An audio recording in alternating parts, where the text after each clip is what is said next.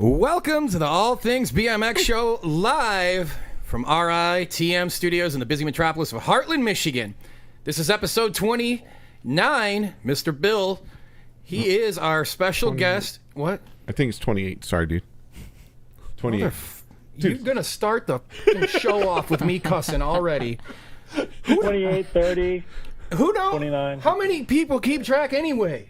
Probably Nobody does. No, just if you're looking for the replay, I guess. It doesn't matter. Welcome to the show, everybody. You take it away. Run that. Go ahead, buddy. All you. Welcome to the Chris Show, ladies and gentlemen. I am your host, the other half of Chris, longtime BMXer and lover of all things BMX, along with the host, Chris, who's gonna. Oh Lord, I'm sorry. What number is it again?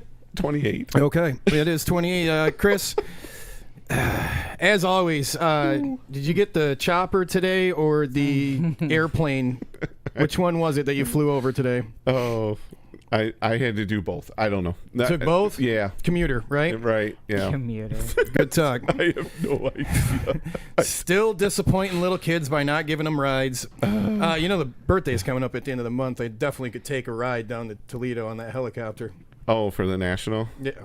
Yeah. Unless we're going to the strip club, buddy. Oh, yeah, I don't know about Yeah, that. I didn't think so either. Yeah, I ain't having it. All right, we got Paul Remington, our sound engineer, hanging out with us, monitoring his all things in the studio from his house in the wonderful town of Bertucky. Paul, how are you this evening, sir? He can't find the unmute button. Jesus Christ! How many? Well, I'm doing fine. Thank you, Billy. Thanks for answering for him. Oh, my goodness. Wow, we are off to a wonderful. Great. We just need to start. Can we this count thing down over. again? Yeah, let me just start this thing over. Redo. Also, missing tonight because he got some teeth pulled. Mr. Juarez, he was cage fighting over the weekend. Yeah, for sure. It was a naked Lost cockfight, them is all. what I heard, and he lost a tooth, so he had to get some other ones pulled. Also hanging out with us over in the West Michigan BMX Headquarters studios, Mr. Charlie Salisbury, handling all things IT, and sitting behind Chris and I on the Gatenine wine bar. It is tonight, actually. Is it? Oh. It is. Yeah. I'm sure Trudy would like to know what kind of wine it is this evening. It's a Pinot Grigio this Okay. evening. Oh, nice. Did it come from a bag? It was in a box. No, box. No, All right. I went with the can version. Is that? Wait. Yes, I that is didn't the know they thing. had canned I wine. They didn't do. know either. Box, That's cans, awesome. bags. Why discriminate, really? Why? No. It's a time and society we should be accepting all wine. All things. All That's right. wines. Bring the Boone's Farm. Yes. Ooh, worst hangover I've ever had in my entire life. Strawberry Hill. Strawberry Hill. Yes, amen. Woo. We need a Boone's Farm episode, Chris. No. What do you think? Blah. Blah, I blah, will blah. pass on that one. Or he plays Slap the Bag right before the show. You ever played that game? You know he has I not. don't know what that is. It is Slap the Lock Bag and the drink. bag. That sounds like something else. Yeah, right. It's That sounds like a topic for another show. yeah. It's That's a Friday night show right That's a there. Friday nighter. Oh, we've got a action pack. Oh, behind us is Melissa. She's one hot BMX mama. That's our producer. Thank you, She dear. keeps us in line. Well, she does. If it wasn't for her, well, Oh, I can gosh. tell you right now, the script wouldn't have been done. So we That's for appreciate sure. it. And she handles all the social media aspects. So she's probably chatting with Debbie, that's in the chat room already. Yes. Yeah, if you Welcome in. get your questions in the chat. right. Please do, please do. And as always, our opening of the show is brought to you by our good friends at Holly Powersports, which their grand opening is coming up very soon. So we will be out there. Oh, Amazing. awesome. That is a new Powersports store opening up here in Michigan. So we appreciate it. But our guest tonight, Mr. Billy Griggs, we appreciate you coming on. And along with that, we have another Jeremy Ames voicemail. So that's riveting. Yay. It's going to be I've good. been looking forward to this I because know. I know he was debating between several different characters. Didn't listen. Did not listen to No? it. Not even a. Oh, you didn't listen Nope. to it. Oh, well, that's good. It's more fun that way. Yep. It's always interesting for sure. And we apologize to our sponsor that does the show opening from Truth BMX. Eric will just redo it and re-edit a new one in. We appreciate you and your continued sponsorship. Truth BMX. It's time to get a frosty beverage.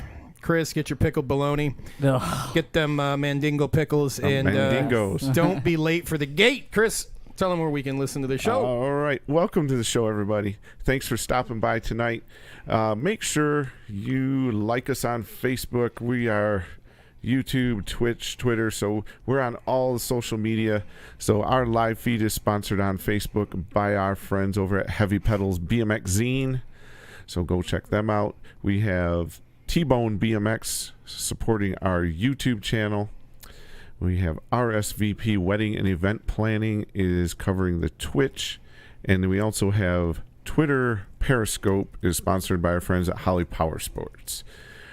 On the podcast side of the show, same exact show, just audio only.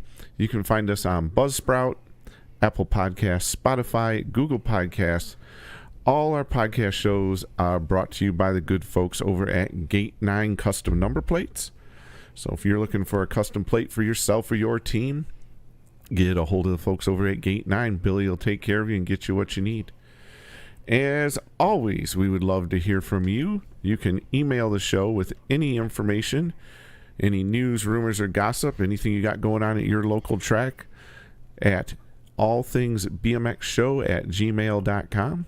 Get a hold of us over there. Let us know what's happening at your track.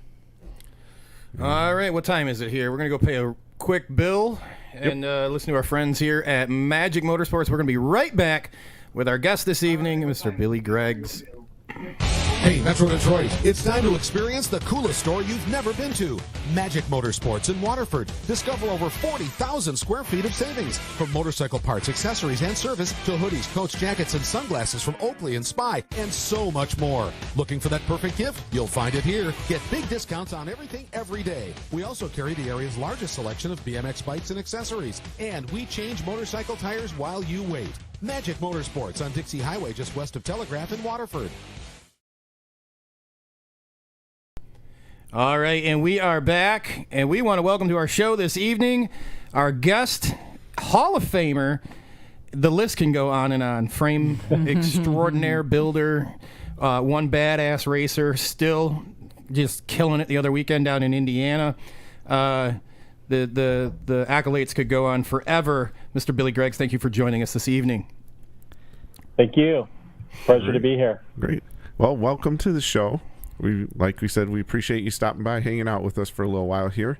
So we start out our show every week with our guest. We ask the question, how did you start in BMX? What's your BMX story? How did you find the sport? I was one of those kids that got a motorcycle really, really young.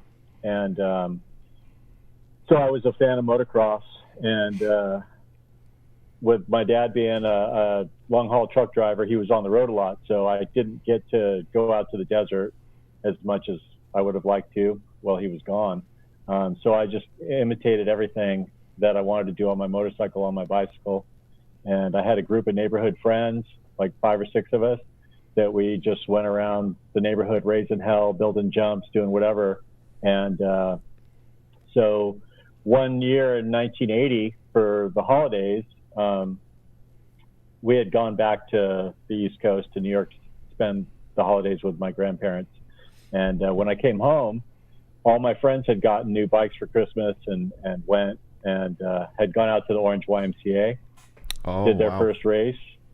And when I got back, they were like, man, you got to come out to the track and check this out. Like, you know, you'll really dig it. And that was that I think the next time they were running was when we went, and I never looked back from there. How old were you? Do you remember? I was 12. 12. Okay. Yeah. Great. So a little bit late, a little bit of a late start compared to a lot of the kids that I eventually started racing against. Okay. Did you find that as a advantage or disadvantage? It was probably a disadvantage at first because, like, when I turned expert pretty quick. I think like every finish I got through beginner and novice was like something that counted towards getting to expert. And so I turned expert a little early and got into 12 expert racing against, you know, I've been racing for 3 months at this point, or, you know, whatever it'd been. And I'm racing kids that were expert since they were 7 or 8. And so that was like kind of a rude awakening. Like I breezed through beginner and novice, and then when I turned expert, it was like, uh-oh. Yeah, because if I recall back then, it was a lot less wins than there is required today. I think it. Yeah, I think it was 5. You know, Yeah. just 5 local wins, and you were expert from novice. Yeah, and I think wow. it was. I think a beginner. I believe it was 3 wins. You were novice, or what today would be. Yeah, or intermediate. like 5 total trophies, I think. So like Yeah. 3rd or better, 5 third or betters, or 3 wins, and you moved to novice. Yep. Yeah, it was just That's boom. funny. boom. I wouldn't have been able to pull that out, but hearing you say it triggered the memory of that's exactly what it took. Have you met our BMX encyclopedia? Oh, I would not say that. No, I do my best. I feel like there's certain decades you've got down pretty good. Well, the 80s I got down pretty well. Yeah. It was a good time. It was cool. There's a lot of Billy Ocean, right? Oh yeah, I remember that. Billy Remember Ocean. That. Billy Ocean. Yeah. Oh man. Go ahead, Justin. You know I'm you got fluent. something else on your tongue. I'm drawing a blank on the song. What's the song? Dancing on the ceiling. No, that's that Lionel would Richie. be Lionel Richie. Yeah, my bad. Actually, funny story. Wasn't Billy Ocean like get into my car? Yeah, Hey or, You. Hey, Was your yeah. jam. That was the 80s, though. Oh shoot. I'm drawing a blank on Billy Ocean. Hey, was there any chance that Billy Ocean ever played in the lowrider? No, I think You had to think about that for a second. because there was. That's funny you mentioned that. There was some like times where the stereo started getting to be like a real thing, like it was a big deal, and I was going to sound contests and stuff, and suddenly Caribbean Queen. Um, yep. Caribbean. That was Suddenly- it. Yep.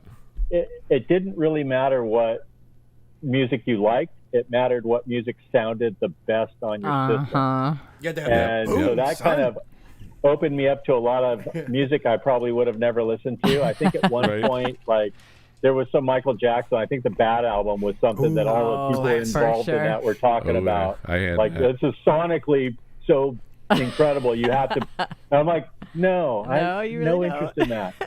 But Not my deal. Kraftwerk was another one that like electronic, Yeah. you know, that was another one that I actually didn't mind listening to that, but Yeah. the Michael Jackson stuff could beat it. Because, you know, Could beat it. wow. That's Sorry for the pun. Well played. That was And, good. of course, since you mentioned the truck, Ron in the chat has asked if the truck you still have a lowered truck. No, I don't. I grew out of that stuff really quick. That was like, I guess from about 84 to about 89 or 90. So Okay. fortunately, that pretty was- short-lived hobby. Because you were pretty known So, for that, yeah. right? Recognized Yeah, for for that. like as short of a time that I was into it, you know, it was like that thing though. It was that thing that you do away from racing, Mm-hmm. and that was really. I mean, all I really did was racing. The fact that I had any hobby outside of racing was probably a surprise anyway. But like, and you know, it was kind of cool because it's a necessity, you know, transportation. Then if you can make it a little hobby, then you know, I think jumping over it was kind of the point where that was like the tipping point of like being the mini truck guy. Oh, sure. You know? You had to have a no, culmination. I remember some BMX action, BMX Plus with some pictures of the mini trucks in there.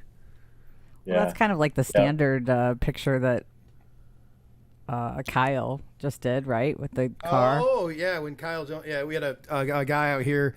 He rides for Standard. They took another one of our friends, Austin's. What is that? A model? I'm find going to a say the picture. wrong thing. It's Yeah. a hot rod. Here, I'll pull a picture. It's and old. he jumped over it at a skate park. It was Kyle pretty. Barnhart. Pretty amazing picture. Now, the one that you're talking about, though, are there pictures of that on your social media anywhere?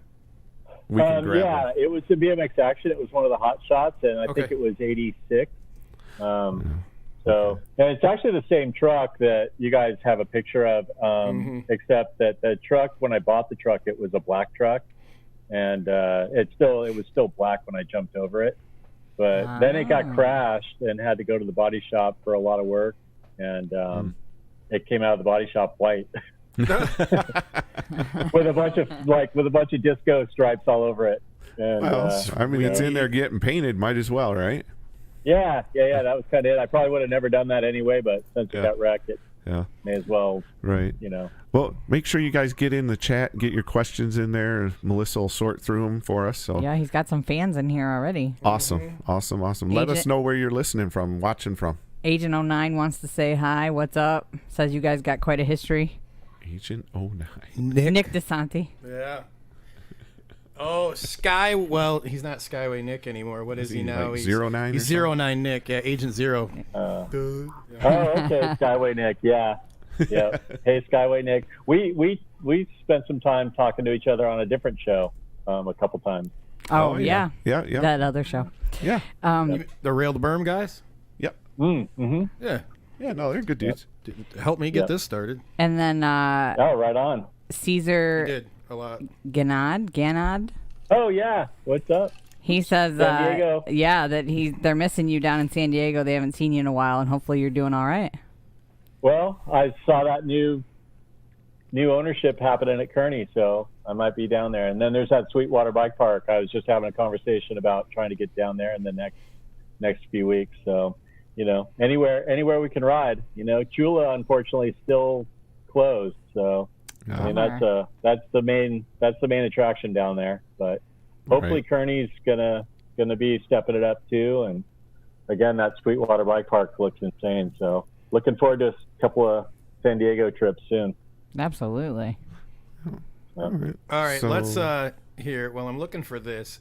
You want me to... No, we're gonna do the video here. Okay. So, Which video we got? Well, I missed it because you decided to. You threw off his intro. I'm sorry. It's all right. I mean, I'll get over it some month. No, I'm just kidding. This is Payback for all those helicopter jokes. What we're gonna do is we're gonna do your Hall of Fame video. Which, okay.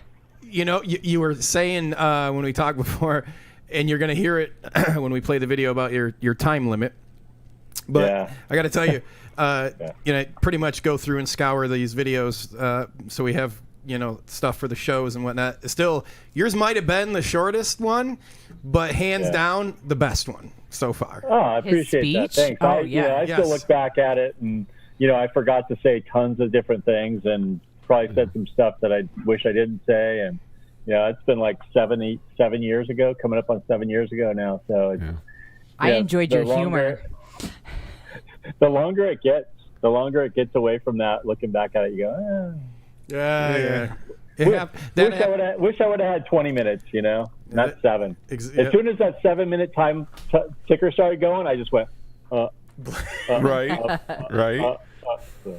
Anyway, it doesn't matter. I'm in the Hall of Fame. Exactly. Amen. Amen. Right. All right, and here it is. So let's do this. The first tribute tonight is so exciting for me. I left the sport in 1980, and this fellow was coming up, and I'm very excited of how we're doing our program tonight. And our first inductee, if you will enjoy, we have a video tribute here for Billy Griggs. So are we ready to roll that? Okay, let's go.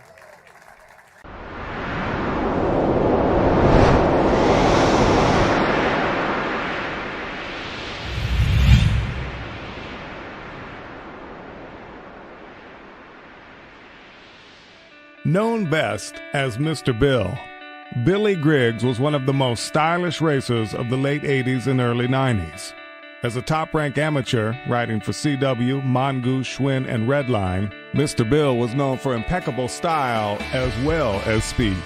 As part of the second generation of BMX Action's Terrible 10, Griggs cruised Southern California in his thumping, tricked-out Toyota mini-truck and was the envy of many a racer. During his illustrious pro career, Griggs held an average ranking of 12.7 with 3 top 3 national rankings, having made 140 AA main events throughout his pro career. And Billy is only one of a few riders to have ever made every one of his Grands mains. Following his retirement from racing, Mr. Bill worked at GT Bicycles in the R&D shop, where he was responsible for developing the Box Series frame design alongside GT namesake Gary Turner. He is also credited for bringing intense BMX frames to life and has welded up plenty of custom frames for top pro racers, including the GT frames ridden by Mike Day and Jill Kintner in the 2008 Beijing Olympics. Currently, Griggs works by day at Razor Scooters and by night continues to build the occasional custom BG Customs made-to-order frame. Please stand up and join us in welcoming 2013 BMX Hall of Fame inductee, Mr. Billy Griggs.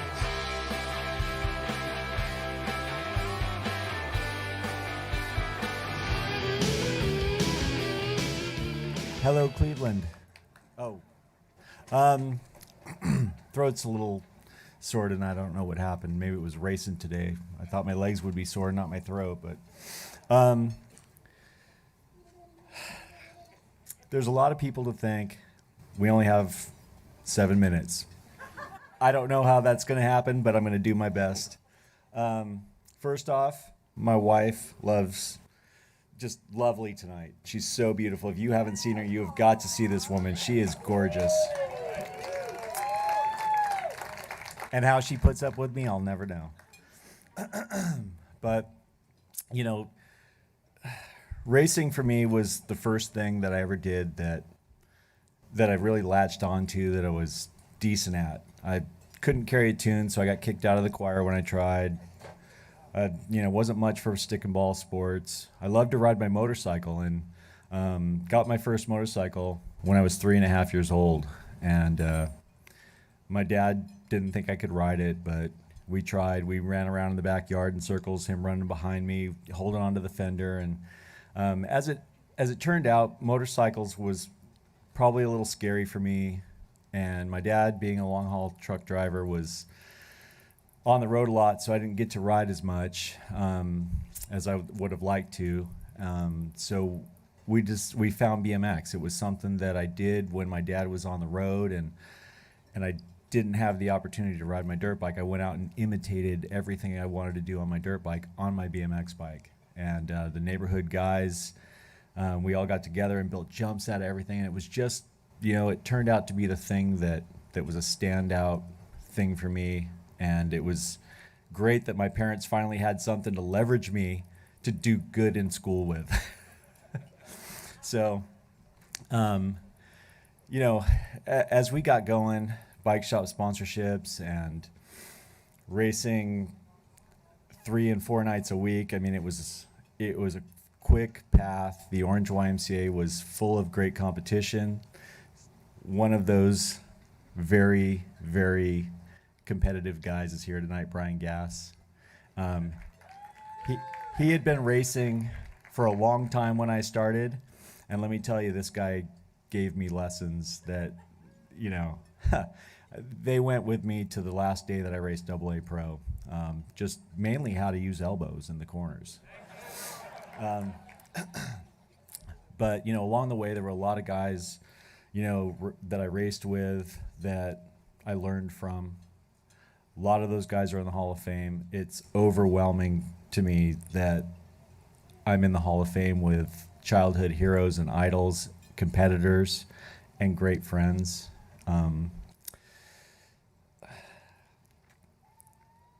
There were a lot of great sponsorship opportunities for me. When I look through the history of my time in the sport, it's some of the brand names and iconic bike shops that I had opportunities to ride for.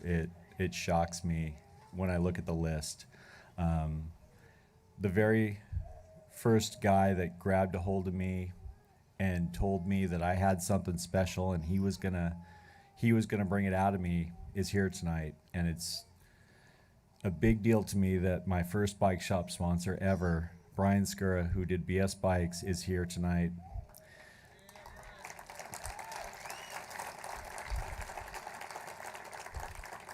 He's done really great things in the industry. He's worked with a lot of top riders. And he taught me how to do the modern day gate start.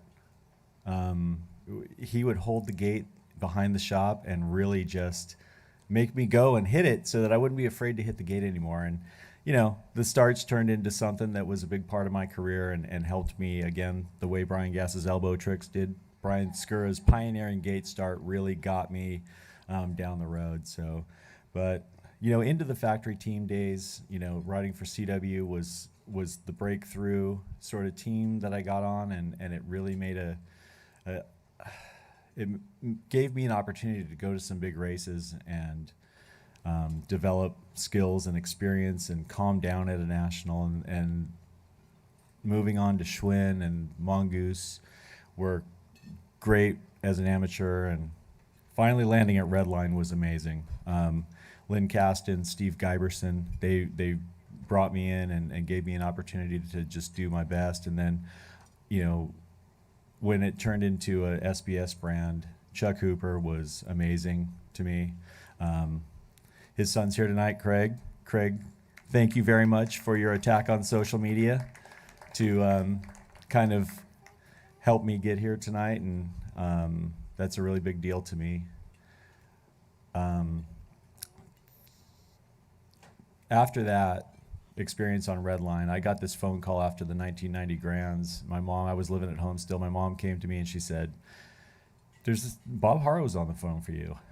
And I went, Bob Harrow's on the phone for me? What? So it was an awesome opportunity to go down and talk to Bob about riding for them and finishing my career with Harrow.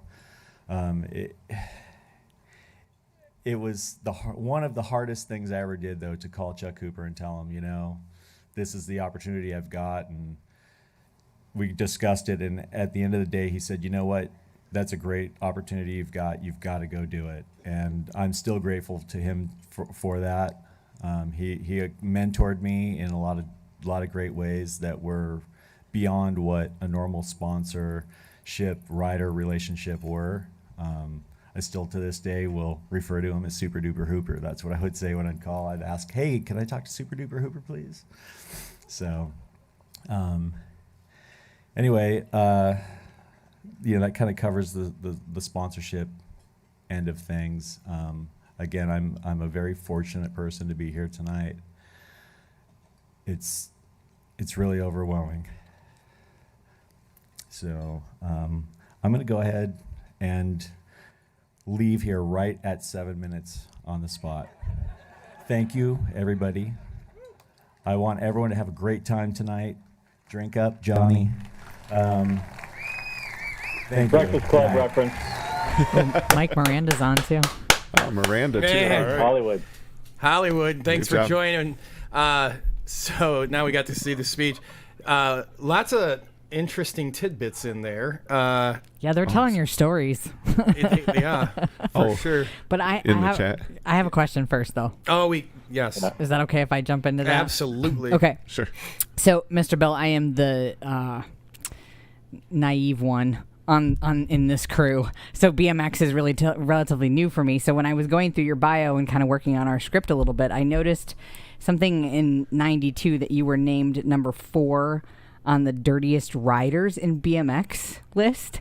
What can you kind of Fake news. Yeah, Fake well, news. That's fake news. I don't know. It's a hoax. Your Wikipedia page says otherwise.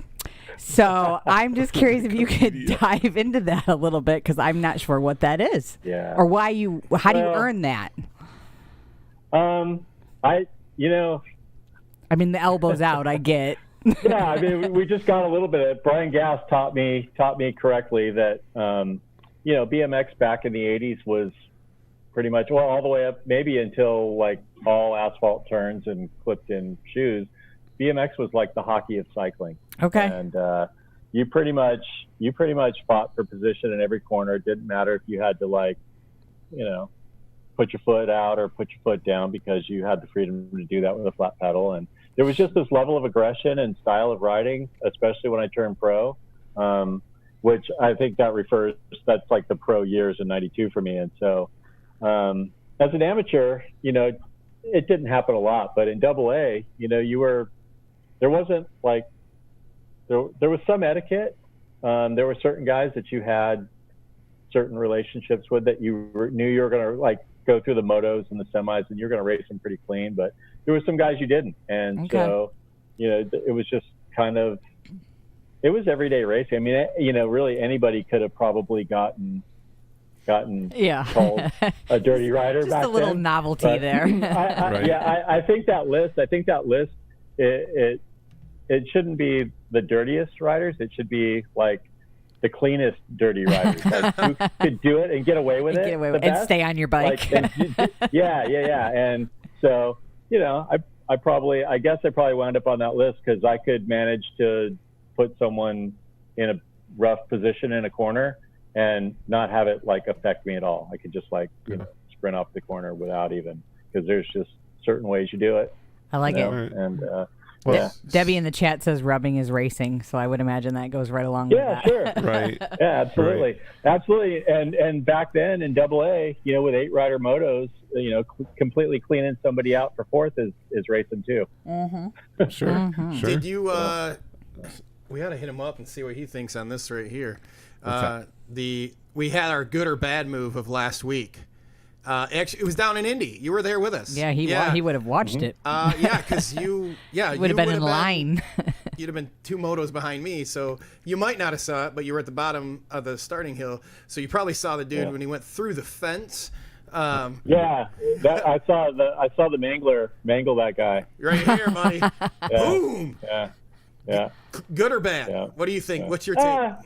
I don't know. I mean, you're not making a living doing this at that point, and that win is probably not worth risking. I mean, I don't know.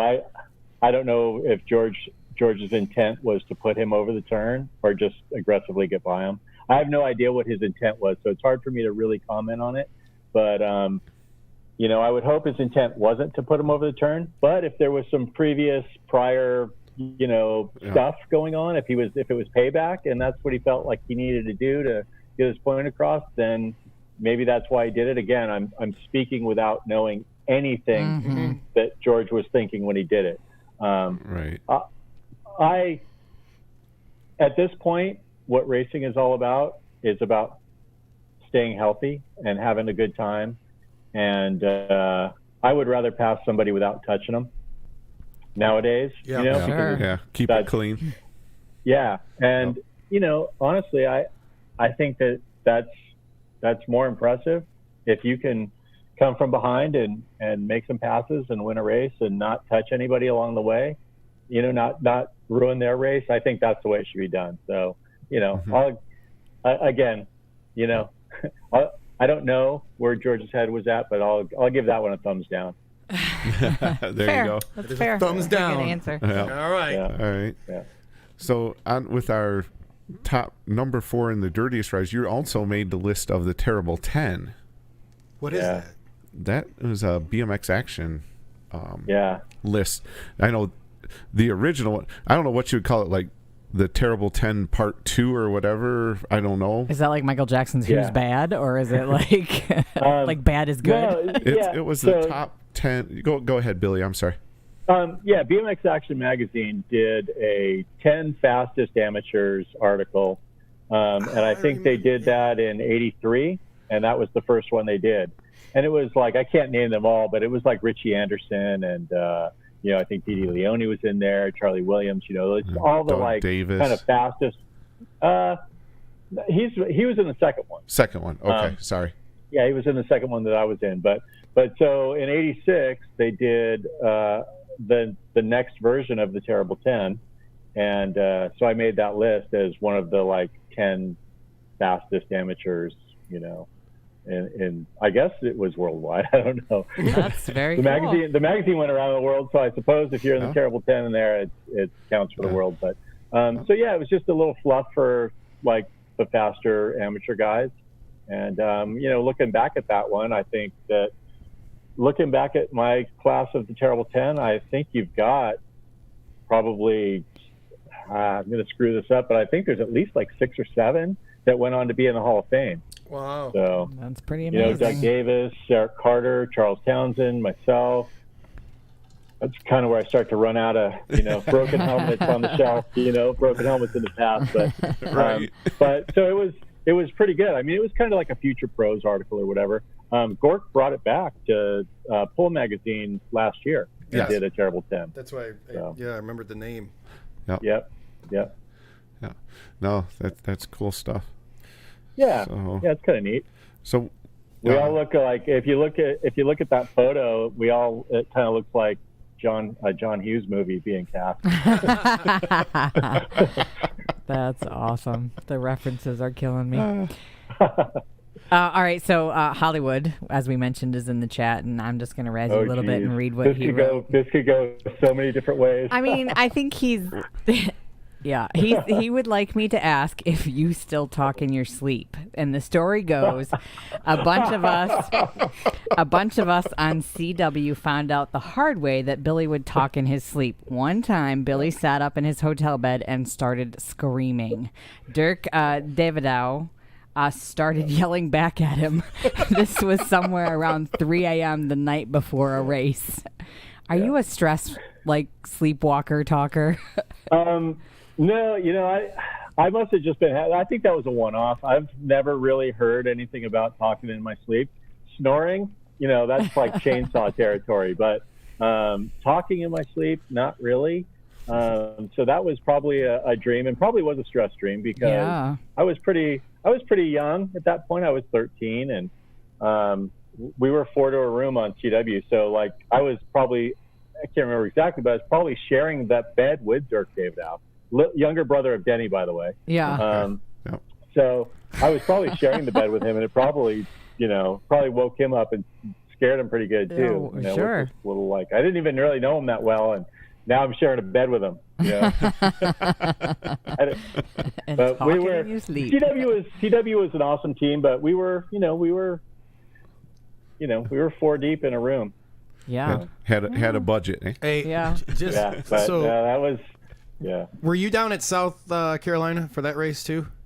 No. Okay. Nope. Yeah, that weekend I got bunked in with somebody from our team, and he's a TO here in Michigan, Dennis. He's pretty much a legend in the, what is he, he's 67, but he's 65 and over cruiser. 65 and over cruiser, yeah, he's a nag. So Dennis rider. has, unbeknownst to me, what Mr. Miranda is describing that happened to you. Homeboy wakes up in the middle of the night and you think someone's breaking in your home. So it's 4 in the morning and Dennis wakes up and just is yelling, and I'm jumping around looking for a gun that ain't in the room, man. The next day I'm like, what the hell, man? He's like, what are you talking about? What are you talking about? Sure, it's the same situation that Mike dealt with too. That's funny. Look at them jerseys right there. Look at them. Look at that. There's your old school CW jersey here. We got pulled up on the screen for you. Yeah, you know what? I'm just seeing on Justin's. I'm just seeing the ATB logo. Sorry, hang on. On Justin's. I'm not getting any stuff on my end here. We'll that's no fun. We'll change it up. I got my. Jesus. There we go. Okay, cool. There we go. I got much you guys better. now. Man. Yeah. This is what happens when Jason isn't here, our video guy, and he leaves it all up to me. That's it's just there we go. Multitasking. Yep. There's the CW jersey. So I see all the 09 Terry Cable, Shimano. So was that the contingent package for the races? Those were the team sponsors. That was Roger Worsham had got those. Those were not my personal sponsors. That was the team sponsors. And so I want to point out how diligently my mother sewed those patches on the jersey. That jersey did not come with the patches on it. I got the jersey and a stack of patches. But something else about that photo that I want to point out that is probably inevitably going to come up from either one of the old CW teammates or someone else. But I used to wear a collar out of my CW jersey a lot. There's a lot of photos from back then where the collar's out. And, like a polo shirt collar. That's your best dress. It's like pulled up out of the jersey, right? And so I take a lot of shit about that, being like, oh, were you a preppy when you were, a teenager in the 80s? And it's like, no, that's a CW collared shirt style that I was just wearing one night, and it was kind of cold at the local track, and so I put my jersey on, and those jerseys were those vented mesh ones. So you kind of had to wear second it got a little bit cold, you had to wear a t-shirt under it. But I didn't have a t-shirt. I'd worn that CW collared shirt. And so I just wore that and pulled the collar out because it was uncomfortable not being out. And it kind of stuck from there. And then eventually later on, I went and bought some yellow Izod shirts because the collar was a little smaller. Didn't get that butterfly collar effect. Right. Yeah, but that shirt, that Stedman country shirt that had the CW logo, had this big, huge 70s looking color on it. But, oh my gosh, anyway, that's amazing. Hey, I did that for a minute. The polo shirt under the jersey deal. Yeah. back in the day. Oh, you're giving Justin some ammunition, Chris. No, it was, dude. Your ATB shirt for the show It's gonna have a jersey? collar. Dude, if I gotta sew that stuff myself, it's gonna have a goddamn collar on Can we it. give him some like like hey, ruffles? Billy did it. Don't give me a hard time. Dude. I think I got that from Billy. I wouldn't doubt it. And you're gonna carry that tradition on, even if you're the only one. Hey, tell us about this picture right here. Okay. Well, this is interesting because when I posted this picture was shot on my birthday in 2013. And when I posted this photo, a lot of people assumed that was me on the stage there. And I'm guessing you guys might have posted that thinking the same thing. Well, I knew that wasn't, but I knew that you were also on stage at was it the Hard Rock? I got a couple House of Blues shows. House of Blues, that was at one point. Yeah. Yep. And but that guy that kind of looks like it might be able to be me, that a lot of people when I posted that photo referred to it as me. That's Scott Ian from Anthrax, and he came out and played a few songs with Volbeat, who was a band I was really into at the time, and still like him a lot. And was just up in LA at I forget, I might have been the Troubadour, some small club before Volbeat anybody really knew who it was. And anyway, so it was funny because I get Rob Halford a lot, but never Scott Ian. But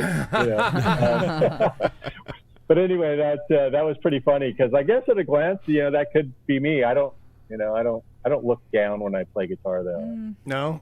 Do you take a rock pose like this though? I don't feel like the hairline is right. Yeah, rock pose, right? Yeah. No. I take the I hope I don't screw this song up pose.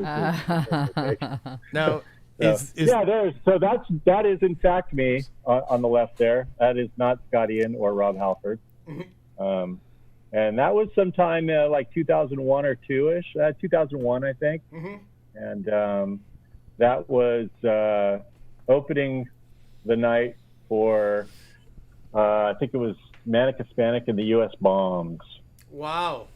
That's a hell of a name. Yes. Well, U.S. Bombs That's Dwayne Peters, the old pro skateboarder. That was his little punk rock, band escapade.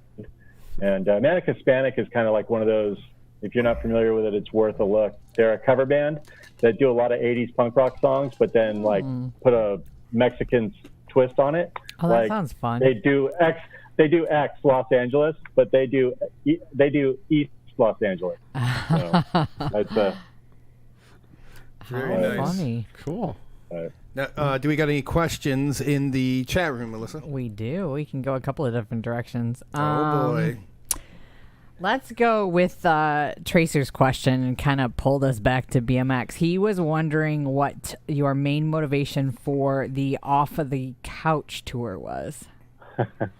And then kind of tell us a little bit about what that is. What is that? Yeah. Okay, so 2014,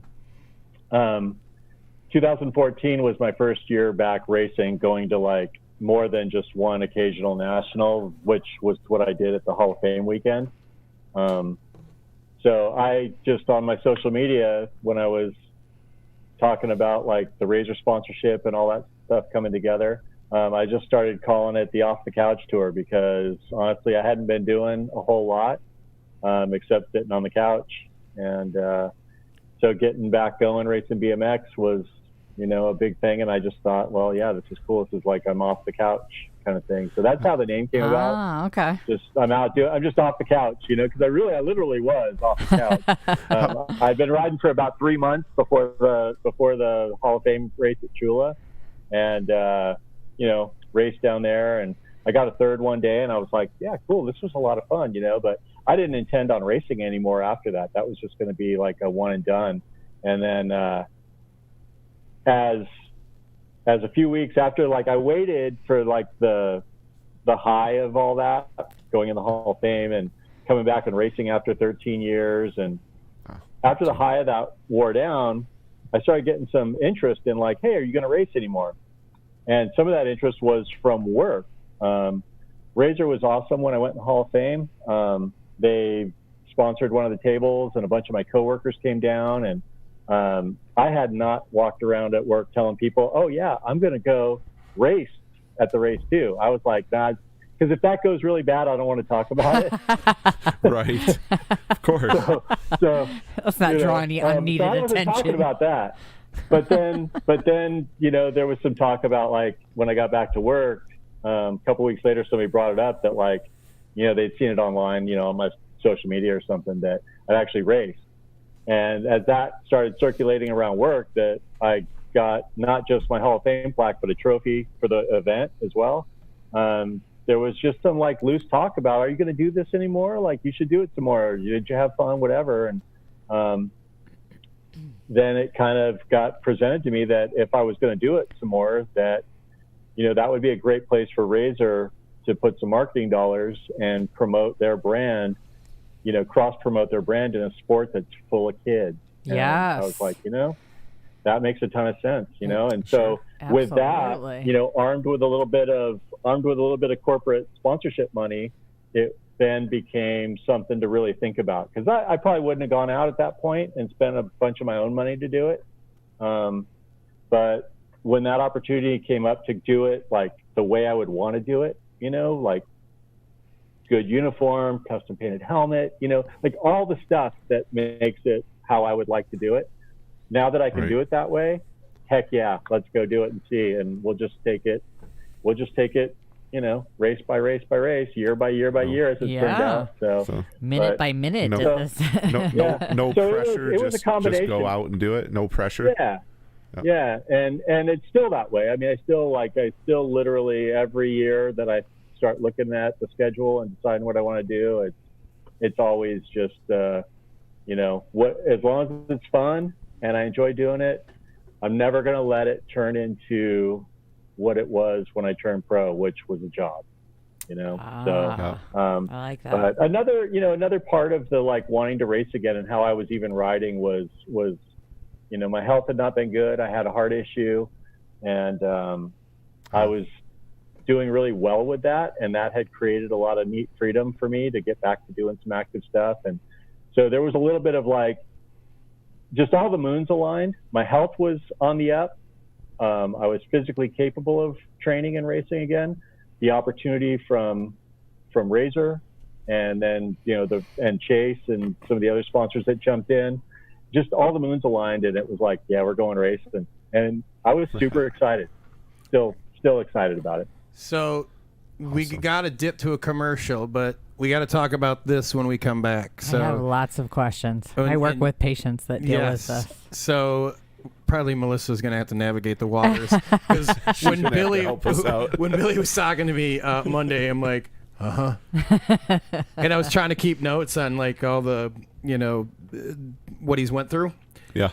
I went back and looked at the spelling, and it wasn't even hyphenetically. Thank God. I'm like, I was like, Melissa, what is this? Mitral valve prolapse, oh, right? God, it was, yeah. Oh my gosh. Yeah. So we got to jump to some commercials real fast. Okay. We'll just bang these out real fast here, so that way we'll hit them, and that way we can come right back. And let's get into, we're going to talk about, all your health situation. I love your mission. And, like, I don't work out for racing. I work out for health. And I'm a big fan of that. So when we come back, we're going to talk about that. But first, we're going to go listen to our friends over at RSVP and Truth BMX. Nice.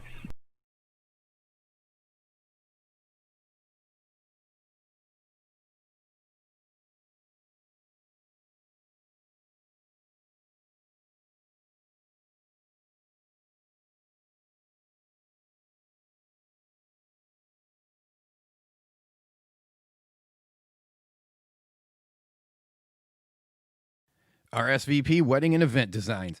Anything you can imagine under the sun for your wedding, corporate event, parties, or even private events. Winner of the prestigious Best of Weddings by the Knot. Family owned and operated by some really cool BMXers. Call them now, 248-301-5522, and tell them that the Michigan BMX Podcast Show sent you. I want the truth!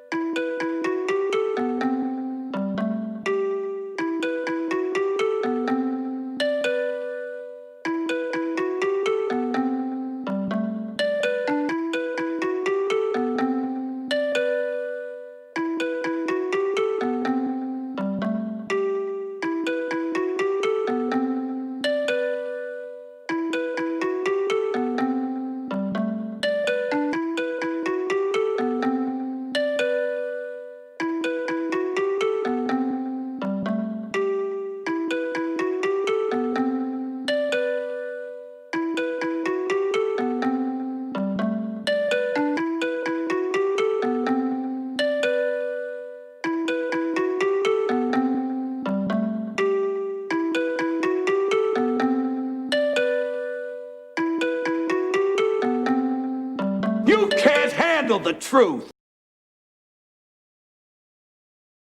Show, folks, we're here with our special guest tonight, Mr. Billy Griggs. We'd like to say thank you to RSVP Wedding and Event Planning. If you got a corporate event, wedding, anything like that, give those folks a call over at RSVP. They'll take care of you. And Truth BMX. If you're looking for a new frame, all kinds of different, man, they got it, they got you covered over at Truth. Got it all. They got it all. They got That's the grips. if They you got don't get a chase. After you purchase Well, your Chase will chase. tell you the truth. Yeah. Chase tells you the truth. Nice tie-in. Nice, Mr. Bill. That was perfect. Excellent. Nice tie-in. Thank you to those folks for helping us out. Absolutely. And if you want a hoedown of a good time with some karaoke, RSVP. When Mike has committed, Mr. Miranda's committed to coming here to do his show. Oh, when he's on? Spoiler. Fancy. Spoiler alert. So I think it'll be karaoke night. Oh, okay. We'll get. He wouldn't be able to figure out Zoom. He's got no choice. Is that why? Is that why he offered to come here? Then was that it? Because he goes. Probably. No, I don't know. I love you, Mike. Hollywood, I'm watching the chat. You go ahead and snap back. If I learned anything, it's to not get into that kind of conversation with Mike. And he was being so complimentary of you and your spotless bikes and your straight stickers. Yeah. And your mom's chicken salad sandwiches were your secret to your success. He's convinced that is why you are a pro. Oh man, I have to tell you a quick story about the chicken salad. Please do. Sure. Mike got his very first senior pro win or double A or whatever they called it all those eons ago. Toss moons and way moons back ago. when. Anyway, he got his first big pro win at a race in Northern California, and he had my mom's homemade chicken salad in the RV that we had at the time before he won that main. So that became the chicken salad. I mean, he probably liked the chicken salad anyway, but then he ate the chicken salad and then won the race. And there's racers, we're all superstitious. Superstition, yo. Yeah, so that was not only was that the best chicken salad he'd ever had, but that was the luckiest chicken salad he'd ever had. And so all these years later, he had I think it was his 40th birthday party. Again, it seems like it was a few weeks ago, but I know that he's older than me, and I'm 51, so it's longer than a little while ago. But anyway, for his 40th birthday party, me and my dad went to it and brought him a little bowl of my mom's chicken salad. Aww. Had her whip up a special batch of it for that's him. cool. So, Yeah, he claims it's got rocket fuel in it. Probably, yeah. Mayo and some olives, I think. Yeah. But, That's awesome. What a great story. Oh. Anyway. That is awesome. Good deal. So, do you want to go back? Chris, do you want to start on something, or do you want me to? No, go see what you got in the chat. That would be good. Oh, I was going to ask him about his surgery. Oh, that's right. We were supposed to go there next. Right. So when were Still you? hurts. When were you? Yeah, for sure. Anytime they got to crack open your sternum, it's never fun. When were you diagnosed? Did you suffer from some symptoms before? Or was it sort of spontaneous? It happened pretty quickly. The condition had existed for a long time. I knew that doctors had told me for a number of years, you have a heart murmur. And then when they would say, you have a heart murmur, they would say, do you have any of these symptoms? And they'd go down a list of symptoms. I'd say no. And they'd say, okay, no big deal. Because a murmur is a symptom of something. It's not in itself a condition. But if it's not identifying something that seems to be an issue, a lot of times a murmur could just be nothing. Correct. Just the way your heart's plumbed. So I knew that had been something, but again, no symptoms. And then, as I was getting a little bit older, into the mid 2000s, I was not riding as much, and I was playing music and getting paid with drink tickets a lot. And so I was gaining some weight, and I was not in the best shape. And I just attributed some of my fitness loss to I'm getting older, I'm less active, I'm overweight a little bit. Like I just thought, it's no big deal. But the symptom I was having was just, I was just getting like my heart rate would go up really high when I do, some pretty simple physical activity. Heart rate was spiking. And, but it would go back down to normal as soon as I rested, and it just didn't seem like a big deal. And I probably had a year and a half of that until one time I was out on my dirt bike at the local motocross track. I'd been doing that for a while. It wasn't like my first day, but so I kind of knew where I should be physically. And that day was really, really tough. My heart rate was spiked, and I was barely even just getting warmed up. And so I stopped riding, called the doctor the next day, went in, and he, when I got in to see him, the first thing he did was listen to my heart murmur. And he's like, wow, your heart murmur, it had been maybe 2 years since I'd been to the doctor. Your heart murmur is so loud I can barely hear your heart beating. Whoa. So we went and got an echocardiogram pretty quickly. And the echocardiogram, which is just like an ultrasound like they would do for a pregnant mother, they looked and they saw that the mitral valve was not closing properly anymore, and that it had probably not been closing correctly ever. So they kind of said, we need to fix that because it's really bad at this point. It's a pretty big surgery. So at that point, there's a lot of due diligence to do, lots of various different tests and things. And I will say, if you're going to have open heart surgery, it's a little stressful to have 3 months to prepare for it, because you're just every day you're just anticipating it. Versus if you decide that your chili dogs are just going to give you a heart attack and you're going to have it in an emergency. It just happens and it's done and it's over, and you're like, what happened? This, you sit and you think about it for 3 months. And so anyway, we got that done. In all theory, it's not life threatening, but the efficiency of your, it can be depending on the level. But that's why you could wait the 3 months. Yeah, at the point where I was at, they didn't anticipate that it would get any worse in the time that it was going to take to do all the things that they would want to do in advance of cutting me open. And as it turns out, I think a lot of that work that was done up front, because we had the time to do it, helped me eventually get my own valve repaired versus them putting in a mechanical valve. Right. Because they were not able to tell me the morning of surgery whether I was going to come out of it with my own valve repaired or some titanium, in there. Well, and for anybody that doesn't understand that particular surgery, like, you're literally going through the sternum, which is your breastbone, and that is getting cracked open. And so if you think about when you're in the gate and you got to do that hard pull on your bike, like, he probably feels every time that you pull on that.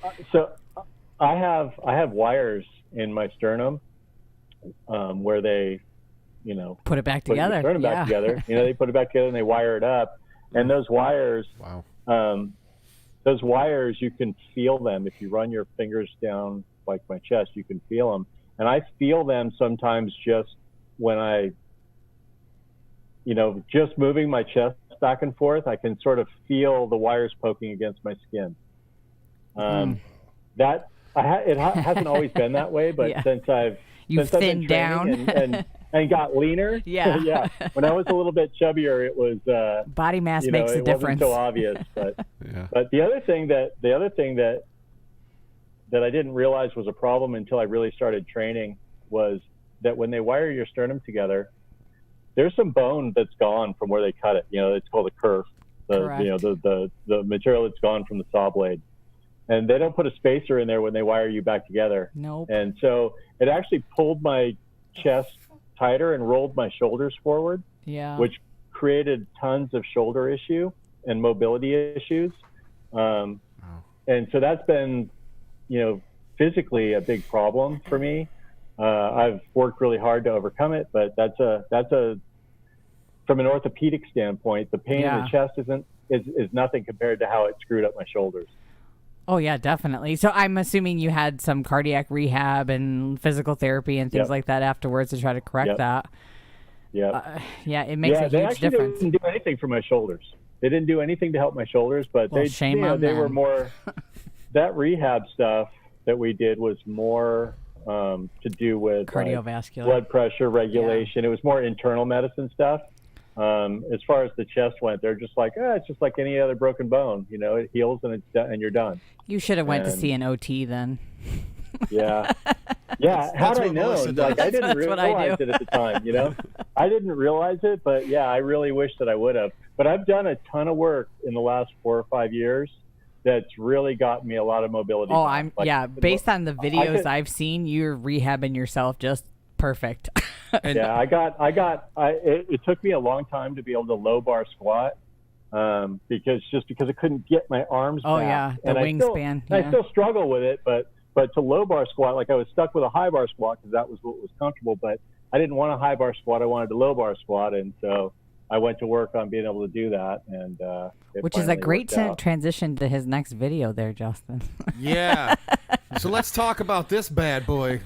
Holy moly. So this guy, let's look at this one right here. Go there. Hold on, we're going to pull this one up. Pull this up. Yep. And this is your now what was the oh shoot, 1 second. Well, how much was the deadlift that you did?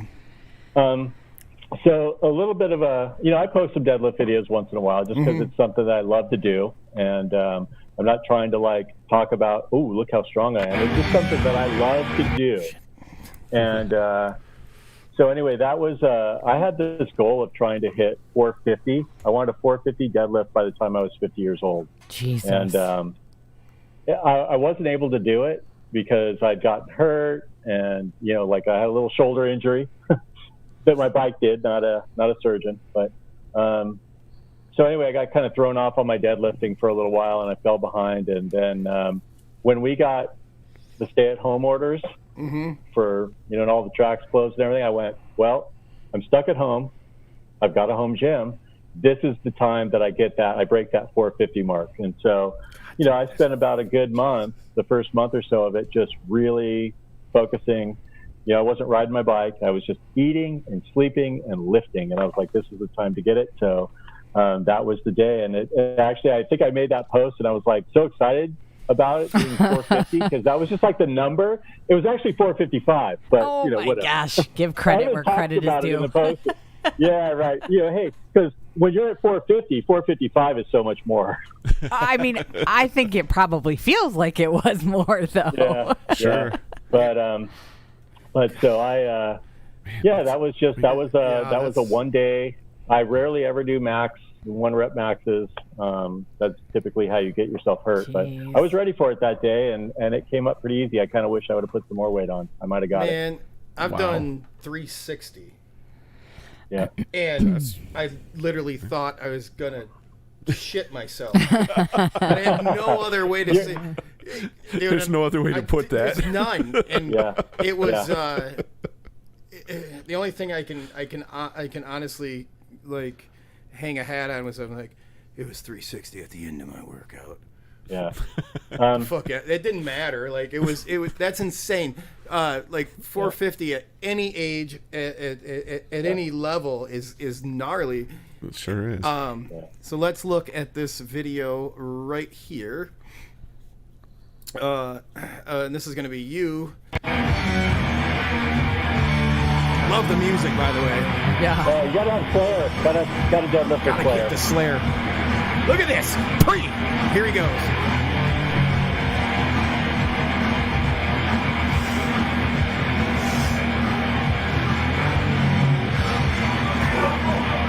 Oh my God. That was my background vocals for Slayer. Wow. So here's when you know you're a badass. The bar bends. Yeah. That's badass status right there. There's a saying, if it ain't bending, you're just pretending. Yeah. Oh, I like that. Fantastic. I love that. Yeah, that's very good. I do have to say something about that. Since you mentioned the barbell, that is a Ohio deadlift bar made by Rogue. Your neighbors up there. Yes. And I mean, that bar is designed to have what they call whip in it. it's designed to flex a little bit more than a traditional bar. It's a little bit thinner, which also helps with your grip, but it's a little wider as well, and it's engineered to flex a little bit more. And what that does for you is that allows you to get a little momentum before all of the weight completely breaks from the floor. Oh, okay. All right. So with a fully rigid bar, like I did, I trained earlier just before I came on the show, and I used my hex bar, which is behind you, just to the right. So yeah, I used a hex bar, and the hex bar doesn't have any whip in it. And I was training. I was doing four reps with 355, and so 100 pounds less than that lift, but it felt so hard because of how heavy it is off the floor, because there's no momentum there to help you get moving, because you're at your weakest point coming off the floor. As you start to get up to your knees and you start to follow through, you're getting stronger every time. So you're less likely to fail a deadlift if you get it past your knees. If you get it past your knees, chances are you're locking it out, because you just get stronger as you go up with it. But coming off the floor is usually where you're going to fail it. I feel we could do an entire show of there's training. Well, it's like a whole science to it, and why you do this and all that type of. So just so you know, that bar starts to bend at like 225. It starts to deflect a little bit. Oh, nothing like 225. Okay, cool. Right, yeah. Here's when I see 225. The other dude's loading it on the bar. Yeah. It's just 225. No problem. I thought this was interesting. Our friend Todd Britton says, "I hate to think how much faster you'd be with good shoulders. It was fun getting in the gate with you." Oh yeah, that's right. Todd was on. raced him this past. Was it? It was last weekend. Yeah, he was. Yep. I got to race him last year at Rockford, Michigan too, because he didn't have a class. We had to race him in 46 to 50. Oh yeah. A lot of fun. Had a lot of fun with Todd back in the day when he was in California, doing the magazine stuff, and which he was always, he was one of our first few guests. Yeah, very early on. Like early on when it was my webcam on my Mac pointing at me, and then there was the embedded camera, and then there was one webcam pointed at Chris, and it was on the desk, which the studio or people watching can't see. It's in front of Chris and I, and we were awkwardly sitting face to face. Yes, you were. And we had to turn to look, but Todd was he was one of the guests very early on with his bike shop there, Breakaway Bicycles. Or Breakaway Bike Shop, and look forward to have you back on, Todd. Sure. I got to get a hold of you after the show this week and get you back on so we can actually talk about your career, not just the bike shops. He's other stuff to talk about. Found out he's a huge name, big name. He was holding out on us, huh? Yeah, kind of, a little bit. Yeah. So Ron, he's holding out. Are you coming to the Buckeye Nationals? Was it next weekend? Week from this? Next weekend. Couple weeks. I'm not. No, I'm not coming. I thought about it, but then some of the nervousness of whether it was going to happen or not. Like in Indiana, I kept hearing a lot of people talking about, well, it might not happen now, because I still don't think they're confident. Right. Yeah. It's really, I heard people last night. I was out at the local track, and we've got some of our locals going back to Georgia, and it's like, well, Georgia could not have their event. I don't see them canceling an event this. The week of, but who knows? Government intervention supersedes all. So sure does. Shut it down. So. Well, let's hope. But I was lucky. I got a couple races in earlier in the year, and which I don't usually do. Like I start every season usually around May, and anyway, just because the Worlds were going to happen this year, I wanted to race a little bit sooner in the year because the Worlds were going to be in May. So I didn't want to just be I didn't want to wait months and then just go to the Worlds qualifier into the World. So I went to the Tulsa National, and then I went to the Texas National.